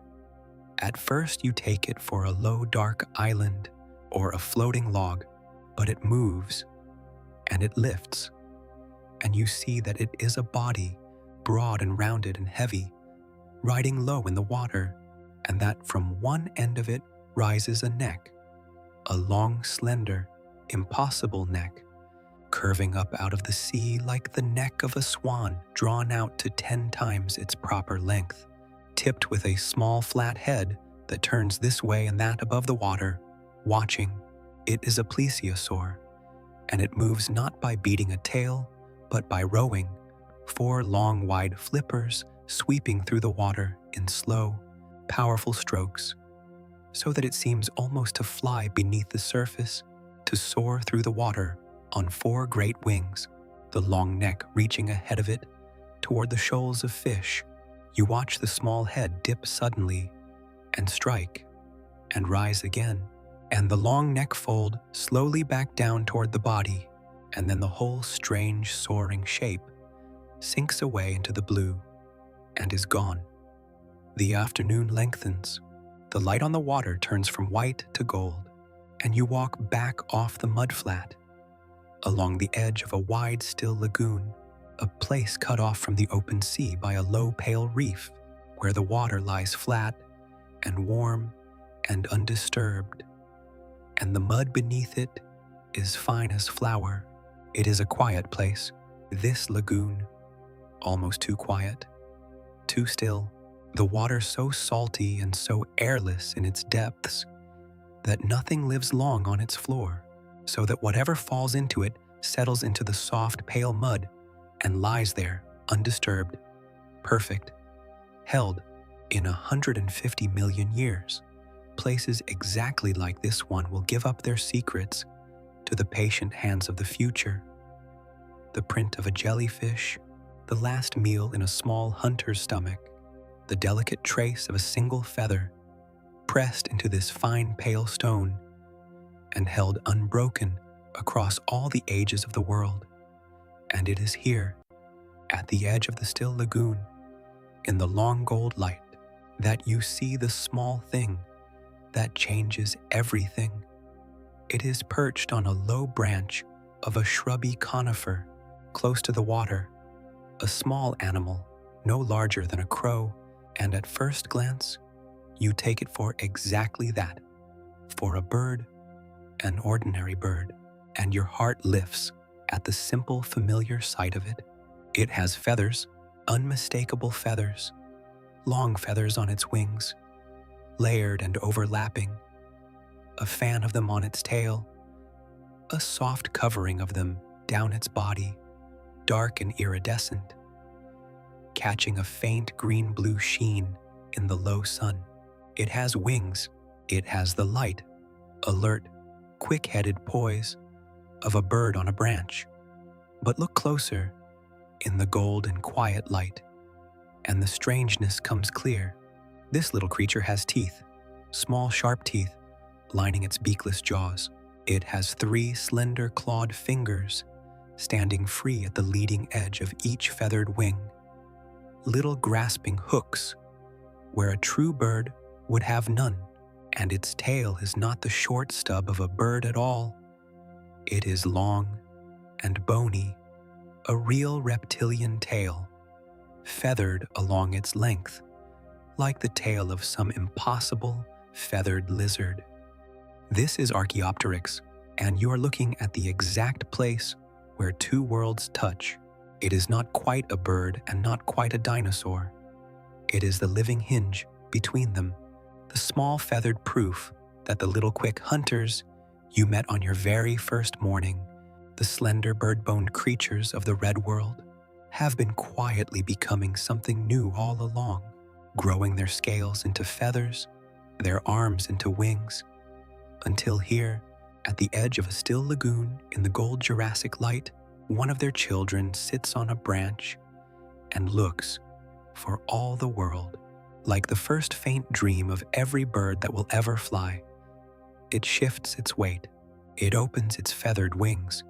Clumsily, you think, not with the sure snap of a true bird. And it drops from the branch and half flies, half glides across a narrow arm of the lagoon, its wing beats shallow and labored, its long tail streaming behind it, and it lands on the far shore in an ungainly flutter of feathers, and folds its wings, and is still. Not a graceful flight, not yet, but flight. The first faint beginning of it, the opening line of a story that will end. One impossibly distant morning, in the song of a lark over a field, in the cry of a gull, in the whir of wings outside a window, in a world this little creature could never dream of. You stand at the edge of the still lagoon, and you watch the small feathered thing settle on the far shore, and above you the great pterosaurs wheel on the warm wind, and out past the pale reef, the ichthyosaurs roll, and the long-necked hunters soar through the blue, and the whole warm shining world turns slowly, easily, toward the gold of its evening, and somewhere behind all of it, unfelt, unhurried, the great slow mist of deep time begins once more to gather.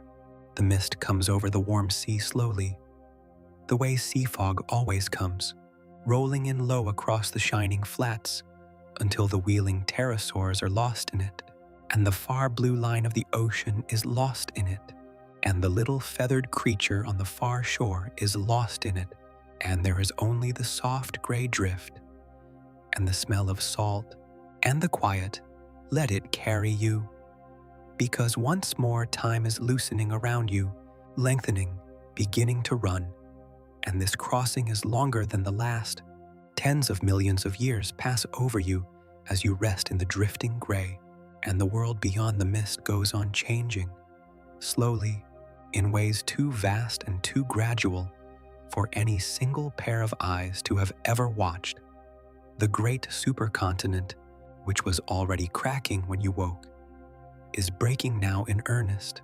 The shallow seas you stood beside are widening into oceans. Whole lands are pulling away from one another, drifting apart across the face of the earth at the speed of a growing fingernail, opening between them the first ghosts of oceans that your own age will one day know by name. The single world is becoming many worlds, separate lands drifting into their own separate solitudes, each carrying its own cargo of life away into isolation, to change, in time, into things the others will never see. The climate shifts and settles. The air cools, a little, from the hothouse warmth of the Jurassic, though the world stays warm, warmer than the one you left behind, with no ice at either pole, and forests growing green in lands that your own age will bury under snow, and somewhere in that long gray drift, quietly, without thunder, without any sign that the world has changed at all, the most beautiful thing that will ever happen to the land begins to happen. But before the mist lifts on it, let me say one quiet thing to you. here in the gray, while the world remakes itself. If you have drifted this far into the night with me, across the red deserts and the green cathedrals and the warm shining sea, through all these long, slow hours and all these ages of the world, then perhaps you would like to keep making these journeys together. If you would, you might consider subscribing and staying near, so that on some other long night, when the noise of the world grows too loud and sleep feels far away, there will be another quiet passage waiting, another age to drift through, another slow and patient country of the deep past to disappear into for a while. That is all. No more than that. Stay if you like. And now let us go on, because the mist is thinning and there is something ahead that you must not miss. The gray lifts, and the first thing you notice, before your eyes are even fully open, is a smell. It reaches you on the warm air, and it stops you because it is a smell you have not encountered once in all your long journey through the ancient world. Not in the dry resin of the red desert, not in the wet green rot of the Jurassic forest, not in the salt of the warm sea. It is sweet, delicately, faintly, unmistakably sweet. A soft perfume, thin and lovely, drifting on the breeze, and your mind, reaching back across all its life for where it has smelled this before, finds the answer at last, and the answer is impossible, and the answer is a flower. You open your eyes. You are lying at the edge of a meadow in warm and gentle light, and the world has color in it. For the first time in 150 million years of your journey, the endless green is broken, scattered through the low growth all around you, small and shy and few, are points of color, a pale yellow here, a soft white there, a blush of faint pink low among the ferns. They are small, they are simple, they are nothing like the great blowsy blossoms your own world will one day know. No roses, no lilies, no bright banks of them, only these first tentative, modest, almost hesitant little flowers, scattered thin among the older green plants, like the first few notes of a song just beginning. But they are flowers, the first flowers, and after so long in a world of green and brown and gray, the sight of them is almost overwhelming. These small, soft spots of color, glowing gently in the warm light, as though the world itself had only just now learned that it was allowed to be beautiful. This is the Cretaceous, the last and longest and richest of the great ages of the dinosaurs, and you have arrived at the quiet dawn of its greatest gift. For 100 million years, the land has been clothed only in green, in fern and conifer and cycad and moss, plants that cast their seeds and their pollen blindly to the wind and the water, and hoped. But something new has learned a better way. These small flowering plants have discovered how to make a bargain with the living world around them, to wrap their pollen not in the blind hope of the wind, but in a lure of color and scent and sweetness, and to pay, in nectar, any small creature willing to carry that pollen from one bloom to another. And the small creatures have answered, "Watch, there at the nearest flower, a pale open cup of a bloom, no wider than your thumbnail. Something is moving over it, a small dark shape, furred, humming faintly, clambering into the cup of the flower and out again, dusted gold with pollen, lifting away to the next bloom and the next. It is one of the first of its kind, a distant grandmother of the bee, one of the earliest insects ever to strike this ancient bargain with the flowers, feeding on the sweetness and carrying the gold from bloom to bloom. without ever knowing that in doing so, it is remaking the entire living surface of the earth. For this is the deal that will change everything. The flowers feed the insects marry the flowers, and between them, over the long ages to come, they will spread across every meadow and hillside and forest floor of the world, painting the whole green earth in every color there is, and feeding, in the end, nearly everything that walks, or crawls, or flies. You sit up in the warm meadow, among the first flowers, and you watch the small furred insect work its slow way from bloom to bloom, and you understand that you are witnessing a beginning, a thing so quiet and so small that no dinosaur in all this world will ever notice it happening, and so enormous that the whole future of life will grow out of it. The birds that will one day fill the trees will feed on the fruit of these flowers. The great herds that will one day cross the plains will graze on the grasses that these flowers are the distant promise of. Your own kind, in a time beyond all imagining, will build its whole life on the seeds and the grains and the fruits that begin right here as these few small shy blossoms scattered through an ancient meadow. The world is inventing beauty, and it is doing it quietly, in the warm light, while the giants graze somewhere beyond the trees and pay it no mind at all. You rise and you walk out into the meadow among the first flowers, and the warm air moves around you thick with their faint new perfume, and the small insects hum from bloom to bloom in the gold light, and it seems to you the gentlest thing you have ever seen. This soft new coloring of the world, this first shy blush across the face of a planet that has been green for 100 million years and is only now, slowly, learning every other color there is. And beyond the flowered meadow, past a line of low trees unlike any you have seen before, the ground trembles faintly with the passing of something large. The Cretaceous has opened all around you, and its great and final cast of creatures is waiting just beyond the trees in the warm and blooming world. You cross the flowered meadow and pass through the line of low trees, and on the far side the Cretaceous opens out before you into a country that, for the first time in all your long journey, your eye almost knows how to read. It is still an ancient world, but it is an ancient world tilting slowly toward the shape of your own. The trees here are not only the dark conifers and stiff cycads of the older ages.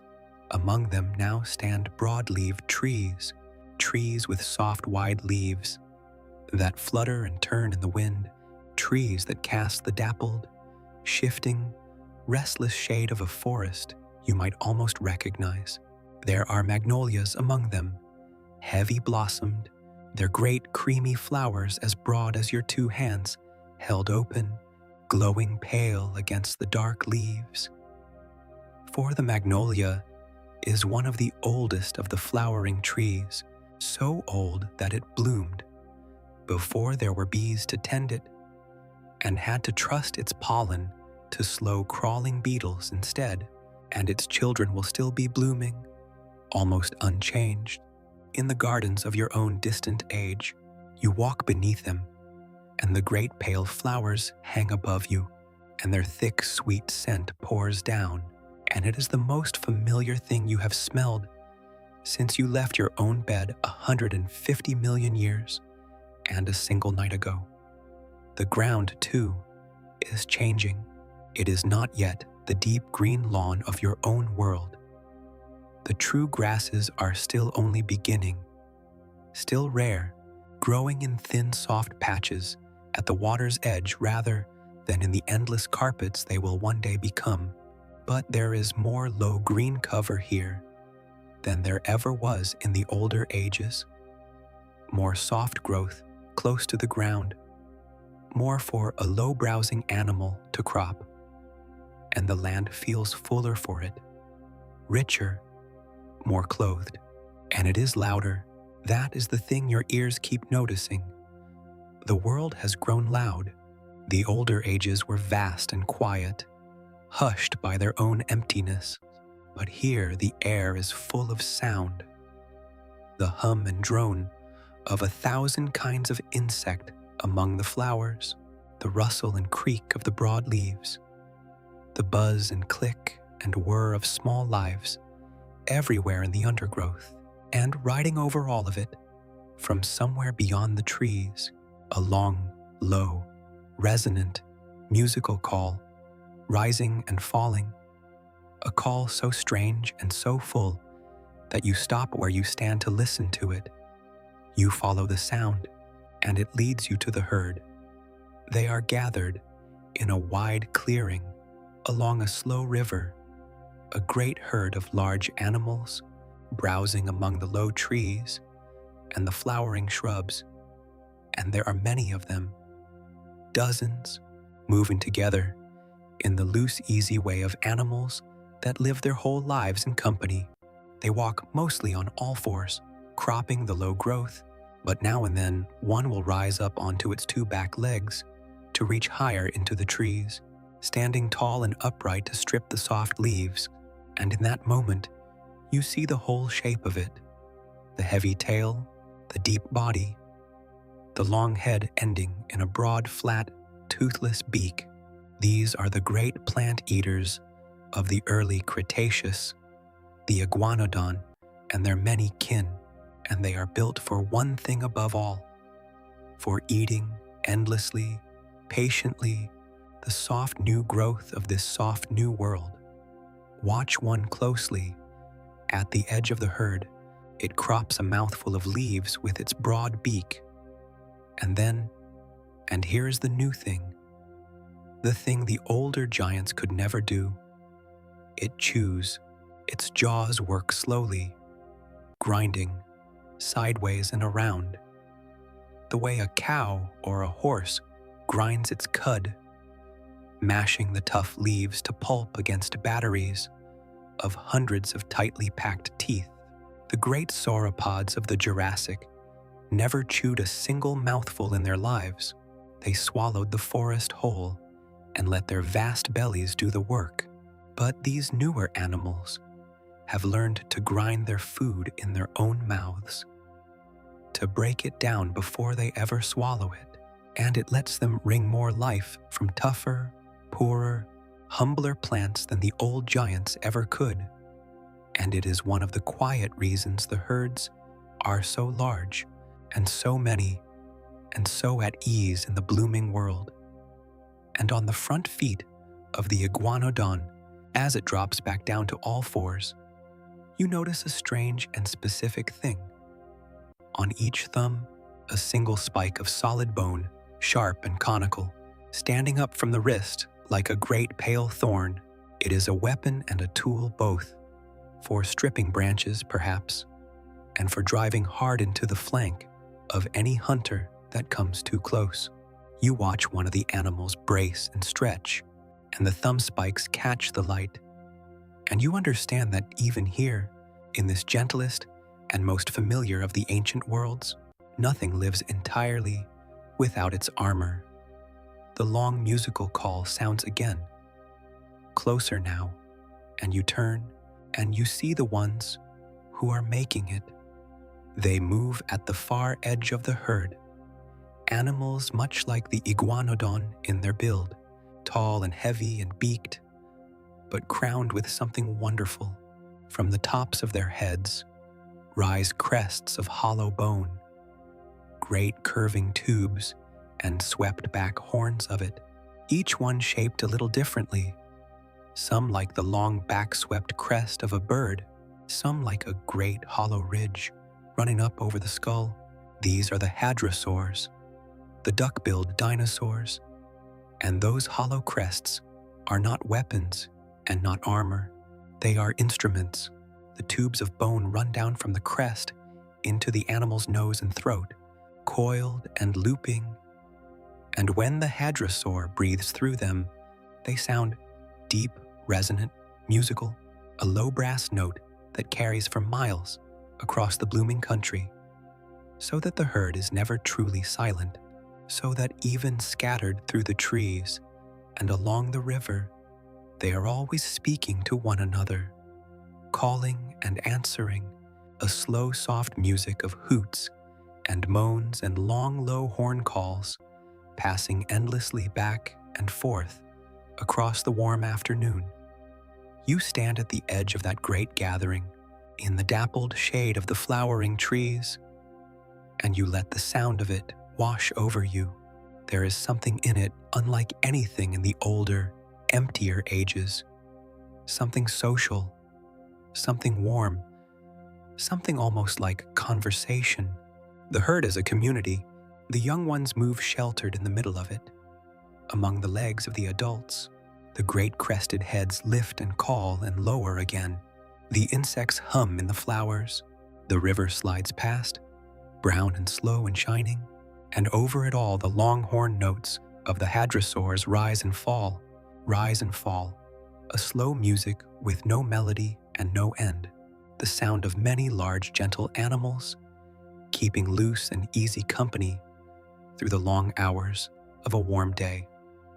A pair of small creatures breaks from the undergrowth near your feet, and you look down, and here is another new thing, for these are not reptiles, not dinosaurs, but something small and furred and quick, something with whiskers and bright eyes and soft, warm fur, no larger than a squirrel, darting through the leaf litter after insects. They are the early mammals, and they have been here all along, since the red world and before it, small and hidden and patient, living in the cracks and the shadows of the age of the giants, coming out mostly by night, keeping quiet, keeping small, keeping alive. You watch the two of them chase and tumble through the ferns at the herd's edge, warm-blooded and bright-eyed and utterly overlooked, and you know something they cannot know, that their long patience will be rewarded, that their distant children will one day inherit an earth swept clean of giants, that the whole future belongs, in the end, to these small, warm, forgotten things in the undergrowth. But that is a story for a night far beyond this one. Here, now, they are only two small, furred shapes playing at the feet of the giants, and the giants pay them no mind at all. The afternoon deepens toward gold. The herd drifts slowly along the river. The horn calls of the hadrosaurs sound and fade and sound again, and you walk on among them, small and safe and unseen, through the loud and blooming and blessedly living world, deeper into the Cretaceous, toward the place where the greatest and most famous of all the ancient creatures is waiting. The ones with the horns, and the ones with the armor, and the one whose name every child of your own age already knows. The gold deepens into the long amber of late afternoon, and you follow the river down out of the flowering woodland into a broader, more open country, a country of scattered trees and wide clearings and long, low ridges, where the great herds gather in the open and the land runs on toward the far blue line of hills. And it is here, in this open country, that you meet the ones every child of your own age already carries somewhere in the back of the mind. The first of them are grazing in a loose group at the edge of a clearing, and you know them at once, though you have never seen a living one. They are heavy and low and enormously solid, the size of a large rhinoceros or larger, standing foursquare on thick, strong legs, and over each great head spreads a shield, a broad, bony frill of it, sweeping up and back from behind the eyes, framing the face like a vast collar, and from the front of that face, 3 horns, 2 long ones sweeping forward above the eyes, each as long as your arm and longer, and a shorter one riding on the nose. This is Triceratops, the 3-horned face. And standing near one in the amber light, you understand that everything about it is built to be met head-on and regretted. It crops the low growth calmly, unhurried, but even at rest, there's a settled, planted, immovable confidence to it, the confidence of an animal that has never in its life needed to run from anything, because anything that troubles a triceratops is met by that lowered shield and those forward horns, and learns quickly not to try again. Nearby, lower still to the ground, moves a creature stranger even than the horned ones. It is broad and flat and armored all over. Its whole back, from neck to hip, paved in thick plates and knobs and studs of bone, set into the skin like cobblestones, so that it walks the world inside its own armored roof. Nothing can bite through that back. Nothing can reach the soft body beneath it. And at the end of its tail, it carries a great mass of fused bone, a solid club heavier than a sledgehammer, slung on a tail of stiffened muscle. This is Ankylosaurus, the living fortress, and you watch it swing that great tail club slowly as it walks, testing its own terrible weight, and you understand that here is an animal that has answered the oldest question in the world: how not to be eaten, by simply becoming too armored to bite and too dangerous to approach. It asks nothing of anyone. It carries its safety on its own back and swings its own warhammer behind it and browses the low plants in perfect, plated peace. You move among these great, calm, armored animals in the long amber light, and the day burns slowly down toward evening, and the herds settle, and the horn calls of the distant hadrosaurs grow softer, and the sky deepens through gold and rose toward the first deep blue of night, and you find a place to rest at the edge of the open country, on a low-rise in the gathering dark, and it is there, in the blue hour, when the light is nearly gone, that you feel the old warning again. The silence. The insects stop first, then the horn calls of the far herd fall quiet, then the whole open country seems to hold itself very still, and the armored animals near you lift their heads and go rigid and turn all together to face the same direction, down the slope toward a stand of trees darkening against the last of the light, and out of that darkness, unhurried, enormous, comes the king. You have known it was coming. Some part of you has known since you first stepped into this final age that this was the animal all the others were arranged around, the shape at the center of every fear in the blooming world. But knowing does not prepare you, nothing prepares you, because the Tyrannosaurus that walks out of the darkening trees is not the roaring monster of the old paintings and the loud dreams of childhood. It is something far quieter and far more real and far more terrible for being real. It walks on two legs, and it walks softly, each huge clawed foot placed down with a care and a quiet that seems impossible for something so vast. For it is vast, taller at the hip than a grown person is tall standing, longer from snout to tail than a bus, its whole body a single deep-chested engine of muscle, balanced over its hips and counterweighted by that long, heavy tail. Its arms are small, absurdly small, held close against the great chest, and you understand, looking at them, that they are almost beside the point, because everything about this animal has been given over to the head. The head is enormous, as long as you are tall, deep and heavy, and armed with a mouthful of teeth the size of bananas, thick and blunt and terrible. Teeth built not to slash but to crush, to drive through hide and muscle and bone all at once, and take away whole pieces of whatever it bites. But it is not the teeth that hold you. It is the eyes. They face forward, both of them, set to look straight ahead. The eyes of a hunter, not the sideways eyes of the hunted. And they are fixed, now, with a slow and total attention, on the herd below. There is nothing frantic in that gaze. There is nothing cruel in it.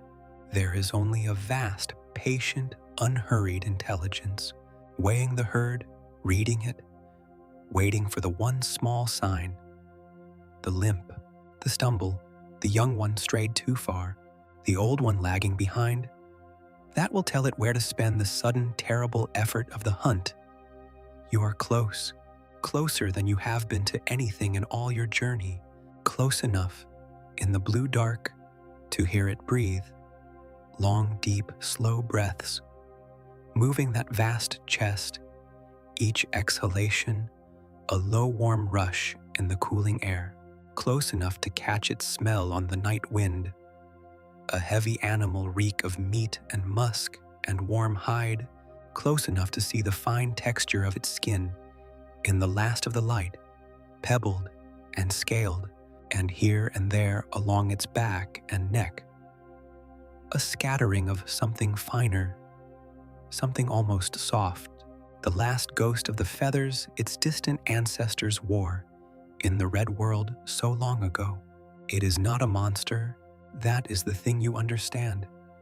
Standing so close in the dark, it is an animal, a magnificent, enormous, perfectly made animal, doing the one thing it was built across all the long ages to do, and doing it not with rage but with the patient, focused, unhurried calm of the greatest hunter the land will ever produce. It does not charge, not now. It only stands at the edge of the trees, in the deep blue dusk, watching, breathing, waiting, and the herd watches back, the horned ones lowering their great shielded heads, the armored one settling its club tail, all of them turn to face the king, all of them holding still, all of them locked with the tyrant in the oldest standoff in the world, and you stand among them in the dark, forgotten by all of it, close enough to touch a thing that could end you in a single quiet bite, and yet held safe, held apart, wrapped in the strange armor of a traveler who does not belong, and you feel, rising through the fear, something that is not fear at all. It is awe, simple, silent, enormous awe, the awe of standing in the presence of something at the very peak of what it is, something perfect and complete and utterly without doubt, something that has never once questioned what it is for. The king breathes in the dark. The herd holds its ground. The stars come out, one by one, over the standoff, the strange, unfamiliar stars of the deep past, wheeling slowly over the open country. And then, without hurry, the Tyrannosaurus decides, not tonight, not this herd, not this hour, and it turns, and it walks back into the darkness of the trees, as softly as it came, and the silence holds a long moment longer, and then, slowly, the insects begin again, and the herd lowers its heads, and the night comes fully down over the blooming world. You lie back on the low rise, in the dark, under the ancient stars, your heart still slowing, the warm reek of the king still fading on the night wind, and you look up into the crowded dark, and you let the enormous quiet of it settle over you like a heavy blanket, and you rest. You wake on the low rise to the first gray of dawn, and you do not cross any mist to get there. There is no leap this time, no long drift through the ages. Time has stopped running ahead of you. It has slowed and settled and come to rest here in this warm and blooming world, and it holds you gently in a single ordinary morning, because this world is very near the end of its long story now, though nothing in it knows, and there is nowhere further to travel. There is only this place, this day, and you are going to live all of it, from the first gray light to the last, slowly and completely, the way you would live a day you already knew you would never have again. The dawn comes softly. The sky in the east pales from gray to the faintest green, and then to rose, and then to a warm and spreading gold. And as it brightens, the world wakes around you. The insects begin first, a low rising hum among the flowers, then the birds. For there are true birds now in the Cretaceous trees. Small feathered singers descended from the little bridge creatures of the warm Jurassic lagoon, and they lift their voices into the dawn in a thin, sweet chorus that is almost the dawn chorus of your own world, so nearly familiar that it makes your chest ache to hear it. And then, rolling out over all of it, deep and slow and resonant, the first long horn calls of the hadrosaurs, waking in their herds along the river, calling the morning in with their strange brass music. You rise, and you walk down off the rise into the waking country, and the day takes you into itself. The dew is heavy on everything. It hangs in bright beads along the edges of the broad leaves, strung on the fine threads of 100 spider webs, silvering the low growth so that the whole clearing glitters in the low gold light. The air is cool and clean and washed, and it carries the mingled scents of the blooming world all at once. The sweet, heavy perfume of the magnolias, the green breath of the crushed ferns, the river smell of mud and water, the warm animal musk of the great herds, drifting on the morning wind. You walk through it slowly, and you let it fill you, and there is nowhere you need to go, and nothing you need to do, and the whole long perfect day lies open before you like a gift. The herds are grazing in the golden morning. The horned ones move in their loose companies, the young ones frisking at the edges, the great shielded adults cropping the low growth in unhurried peace. The armored fortress animals plow their slow furrows through the undergrowth. The hadrosaurs wade along the river shallows, dipping their broad beaks, calling softly back and forth, their crests catching the morning light, and through it all move the small, warm, hidden things. The furred mammals in the leaf litter, the true birds in the branches, the humming insects among the endless flowers, the small, quiet inheritors, waiting, though they do not know they are waiting, at the feet of the great doomed giants. You spend the long morning simply watching them live.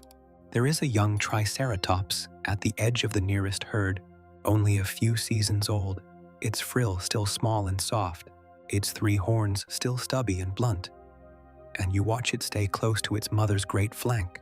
Watch it crop the low leaves in clumsy imitation of the adults.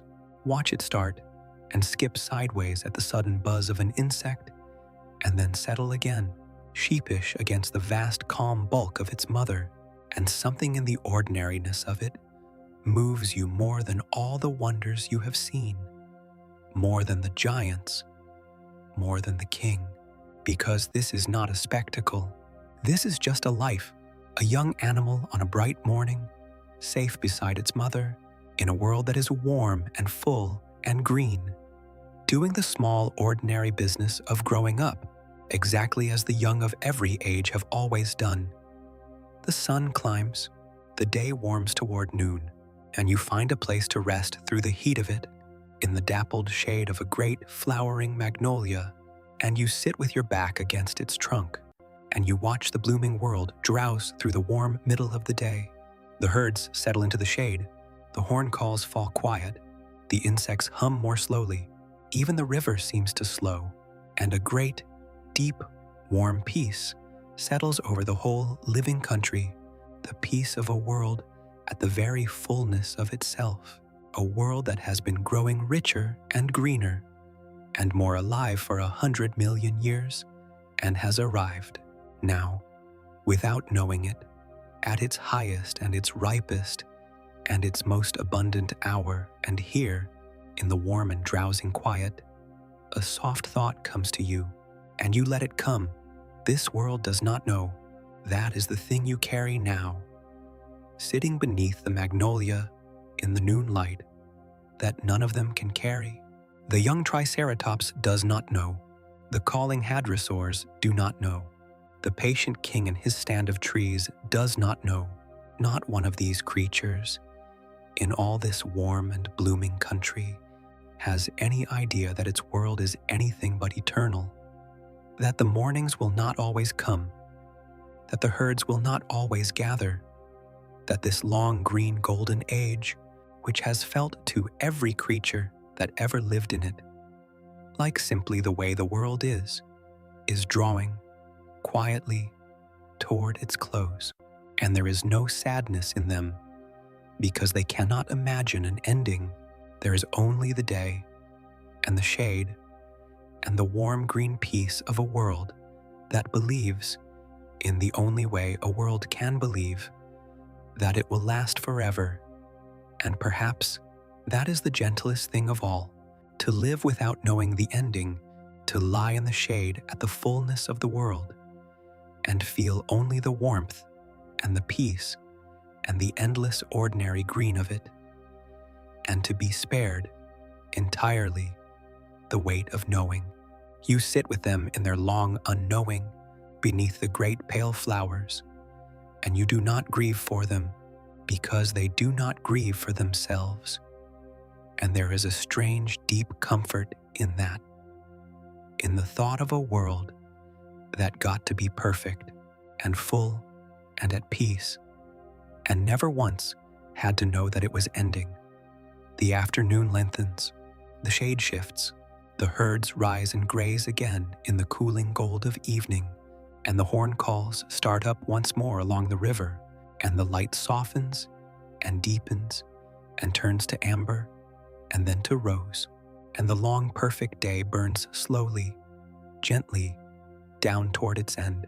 You watch the sun go down over the blooming country, over the grazing herds and the shining river and the far blue hills, and it is the most peaceful thing you have ever seen, and you hold it and you keep it, because you know, in the way that only you here can know, that days like this are numbered now. The dark comes on, the herds settle, the stars come out over the open country, the crowded ancient stars, wheeling in their strange, unfamiliar patterns across the enormous dark, and high among them, low in the northern sky, there is one you have not seen before. It is faint, so faint that you might not notice it at all. A small pale point of light, no brighter than the least of the stars around it, hanging low and cold and steady over the sleeping world. It is not a star. It does not twinkle. It holds a hard, still, distant light. And if you watch it long enough, longer than any creature in this world will ever watch it, for none of them will ever look up and wonder, you might see that it has moved, just slightly, against the patient stars behind it. It is very far away. It is very small from here. It means nothing tonight, and nothing tomorrow, and nothing for a long while yet. It is only a faint new point of light, low in the dark, over a world that does not see it, and cannot know it, and sleeps on beneath it in perfect peace. You look at it for a long moment, there in the dark, alone among the sleeping herds, and then you look away, and you lie back under the ancient stars, and you let the warm and blooming world hold you one last time, and you rest. You do not wake to fire. That is the mercy of it, and perhaps the truth of it too. Whatever came to the blooming world in the end came far away and long after this night, and you are spared it. There is no roar, no burning sky, no ending written in flame across the dark. There is only, as you lie among the sleeping herds beneath the ancient stars, the faint and gradual sense that the world around you is beginning, very quietly, to loosen its hold. It comes the way the crossings always came, from the edges inward, softly. The stars begin to blur. The strange, unfamiliar patterns of the deep past soften and run together, and the faint new point of light low in the north dims and dissolves among them, and the whole crowded ancient sky fades slowly toward a gentle, formless dark. The ground beneath you, warm all this long journey with the heat of the ancient earth, cools and softens and seems to lose its edges. The deep, slow breathing of the sleeping herds grows faint. The far horn call of some restless hadrosaur drifting across the night thins to a thread, and then to a memory, and then to nothing at all. You are being drawn back, not torn away, drawn gently, the way the tide draws the water back from the sand, the way sleep draws a tired traveler down into the dark. The blooming world is letting you go, and you find, as it fades around you, that you cannot hold it, and that you do not need to, and that there is no grief in the letting go, only a deep and settling quiet, the quiet of a long journey nearing its rest. Think, as the world dims, of how far you have come. You woke on the warm red earth of the Triassic, under a sky with no birds in it, among the first small hunters of a world, just learning what dinosaurs could be. You crossed the great turning and walked into the green cathedral of the Jurassic and stood at the foot of the giants and felt the ground tremble with the beat of the largest hearts the world would ever make. You watched the slow, careful dance of the hunter and the plated one in the gold forest light. You stood at the edge of the warm, shining sea and saw the long-necked swimmers soar through the blue and watched the first feathered thing half fly across a still lagoon. You breathed the first perfume of the first flowers. You walked among the great herds of the blooming world and stood close enough to the king to hear it breathe, and lived one long perfect day at the very fullness of a world that never knew it was ending, 150 million years, and you crossed all of it in a single night. The dark deepens now, softly. The last of the ancient world drifts away from you, warm and green and gold, sinking back down into the enormous depth of time from which it rose for you tonight. And it is all still there, in a way. That is the quiet thought to carry down with you as you go. It happened. All of it truly happened. The red deserts, and the green forests, and the warm seas, and the blooming plains, the giants, and the hunters, and the herds, and the king. They lived. They were real.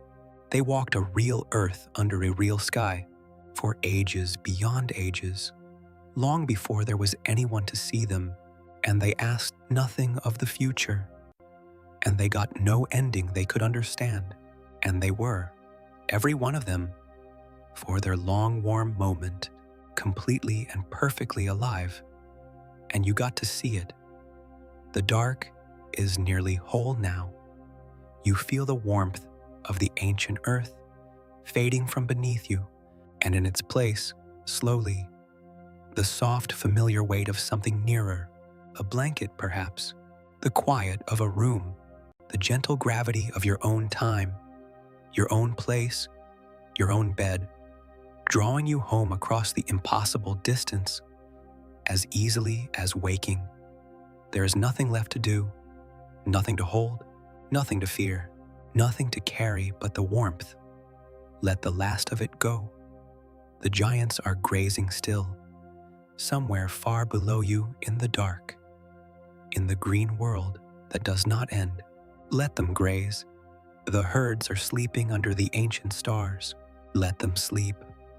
The warm sea is turning, slow and blue, against a shore no one remembers. Let it turn. You are almost home now. The dark is soft. The weight is gentle, the long journey is done, and there is nowhere left to travel, and nothing left to see, and no reason at all not to rest. So rest. Let your breath go slow. Let the ancient world grow dim. Let it all fade gently into the warm and quiet dark. You are safe, you are home, and the age of the dinosaurs turns on without you now, far below in the deep green dark, forever. Sleep well. Good night.